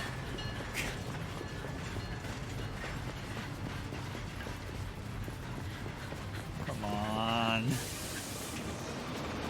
No.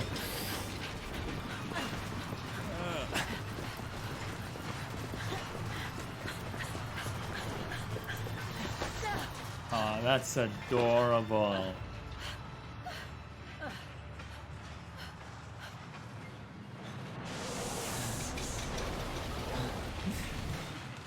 That's so adorable. Mr. Ludwig, Our boy. Going home. Hey, Goran What X about Mega. Demoiselle Lenny? Lenny's gone. In her sleep. Too much guilt. Too much sorrow. Oh. I took her Oh. in the mountain with Leon. They're together now. What about you, Kate Walker? I'm going back home too. In a way. I feel a little bit bad for Olivia, though. I suppose nothing's really stopping Kate from still going to New York after this. Achievement unlocked. Grief accomplished. Oh, this is so pretty, though.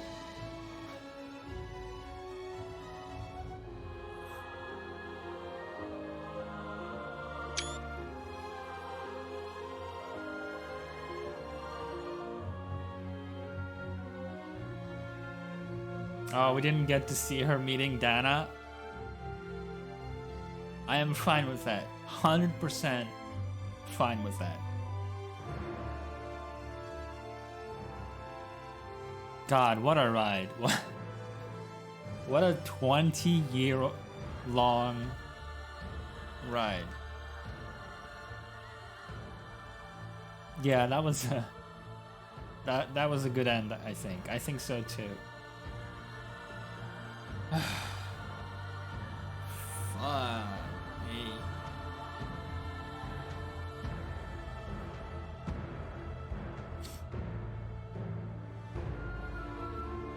Yeah, a sigh of relief. Yeah, I agree with Snatcher at this point. The fourth game takes over for me as my favorite one. We thank our family, relatives, and friends for their support during the production of Syberia, in loving memory of our beloved ones. So back to what you said about this being the last game, I said yes, no, because they didn't sort of market it like that. But in interviews, they have also said Sakal left them notes for a possible Syberia 5. And the decision to continue or not without him hasn't been made yet. Did sort of market it like that, yeah, that's true. Yeah. Man, what a What a man, Benowitz Sakal. Like, actually leaving them notes for a possible Syberia 5. Somehow that's an insanely Syberia move.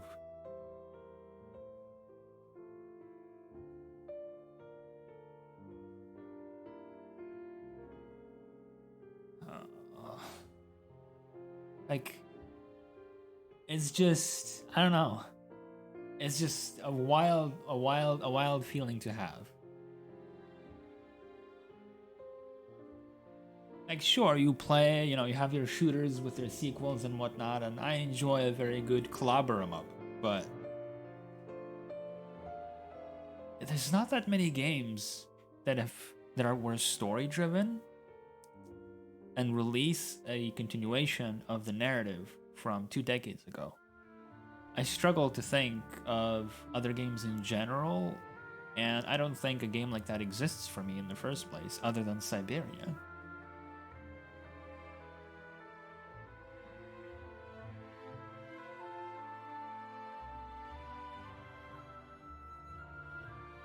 And it's not, you know, that they introduce. The first one was on sale for like $1 the other day, so I bought it. Good. I wholeheartedly encourage supporting these developers. In my honest opinion, they have created a very special narrative.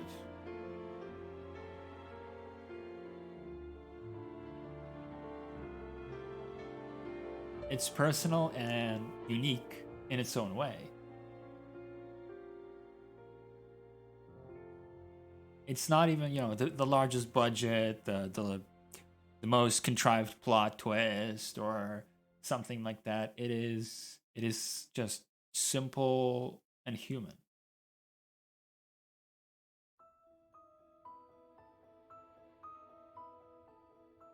I've loved revisiting all of them, and playing 3, because 3 originally put me off. Well, when I saw 3 released for the first time in 2017, I just kind of thought to myself, I got on that train as Kate. I was ready to abandon this franchise and just tell myself, no, my journey is done. My journey ended in Syberia 2. It's only when the 4th game came out that I told myself, okay, but what if? What if I continue the journey? I'm really glad also that other people have enjoyed it. Bidoof, you've joined in for this ride as well. I kind of like this as the ending without a sequel, even. The whole admitting that she's a pilgrim without a destination and that she's hurt people, and then even knowing that, continuing her journey, accepting who she is. I agree very much so. I kind of feel the same way. I mean, if there is still a 5, I'll play it in a heartbeat, but it would be hard to top this ending, especially with how it calls back to the end of Syberia 1. Yeah. That callback to Syberia 1, it just hits different. It's so nice. I'm a bit sad that you can quote-unquote miss that closure call by picking the quote-unquote wrong option, because I feel like that call really tied up this ending. I agree 100%. The moment I saw it, I knew I had to choose it. I very much... One of my favorite things about Syberia 1 is the development of Kate as a character with characters you don't even see on screen, right? You call them, and they call you over the course of Syberia 1. You never interact with Kate's mother. You never interact with Olivia. In Syberia 1, you carry around this old, clanky, janky-looking, old-timey cell phone. And you get called on it. Your mother calls you. She's, like, off in her own world. She's telling you what she's up to. Dan doesn't care what you're doing. He's just... He's talking about how you have this meeting coming up with important people. He's been really looking forward to that dinner. And you're just like, I'm sorry, I'm in fucking Kamkelsgrad at the moment. And that's how character development was delivered in the first game. And that I found that very unique at the time.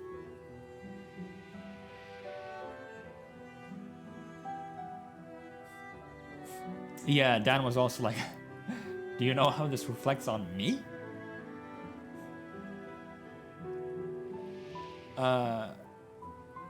That option was to me, hold on, missed. I think the people who wouldn't call probably gave up on Olivia already. Yeah, but that option was to me less about Kate's relationship to Olivia as much as it was about Kate admitting to herself that this is who she is. Like finally saying it out loud. I agree with that a lot.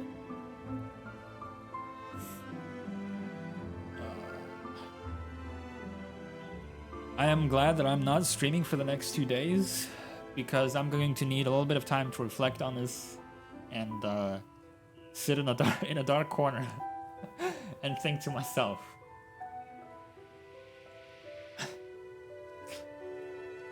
I had a similar thing with Signalis, which also had a pretty hefty ending. Bird rest time, yeah. But I really appreciate it that you guys were here for this ride. Doesn't matter if you came to Peak for 10 minutes at a time or if you were here the whole time. I really appreciate it. I really enjoyed seeing, you know, people talk about the resolution, not the twist really, but the revelation that Dana's daughter is alive. I saw a thing saying that the ending is Kate no longer running away from something, but towards something. That is a gorgeous way of putting at it, and I agree with it wholesale. That's really nice. Yeah, this was a hefty game, probably heftier than what usually I intend to play, but nevertheless, I don't want to shy away from occasionally coming to these games and sort of show the more human narrative to things.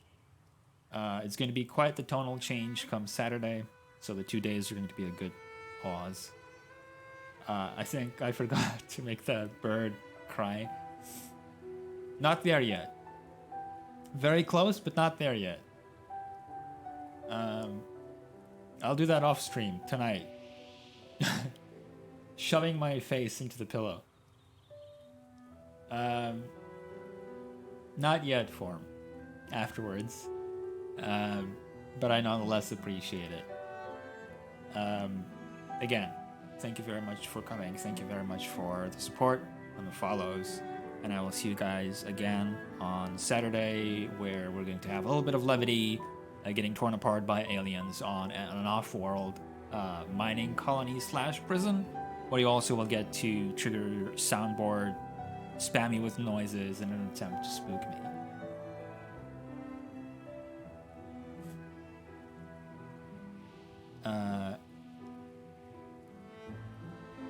Yeah, I like to think of her adventuring forever symbolically as Sokol's legacy. That is, yeah, I also agree with that. I'll see you, wonderful boys and girls, on Saturday. Thank you once again for coming to the stream and being with me for this journey.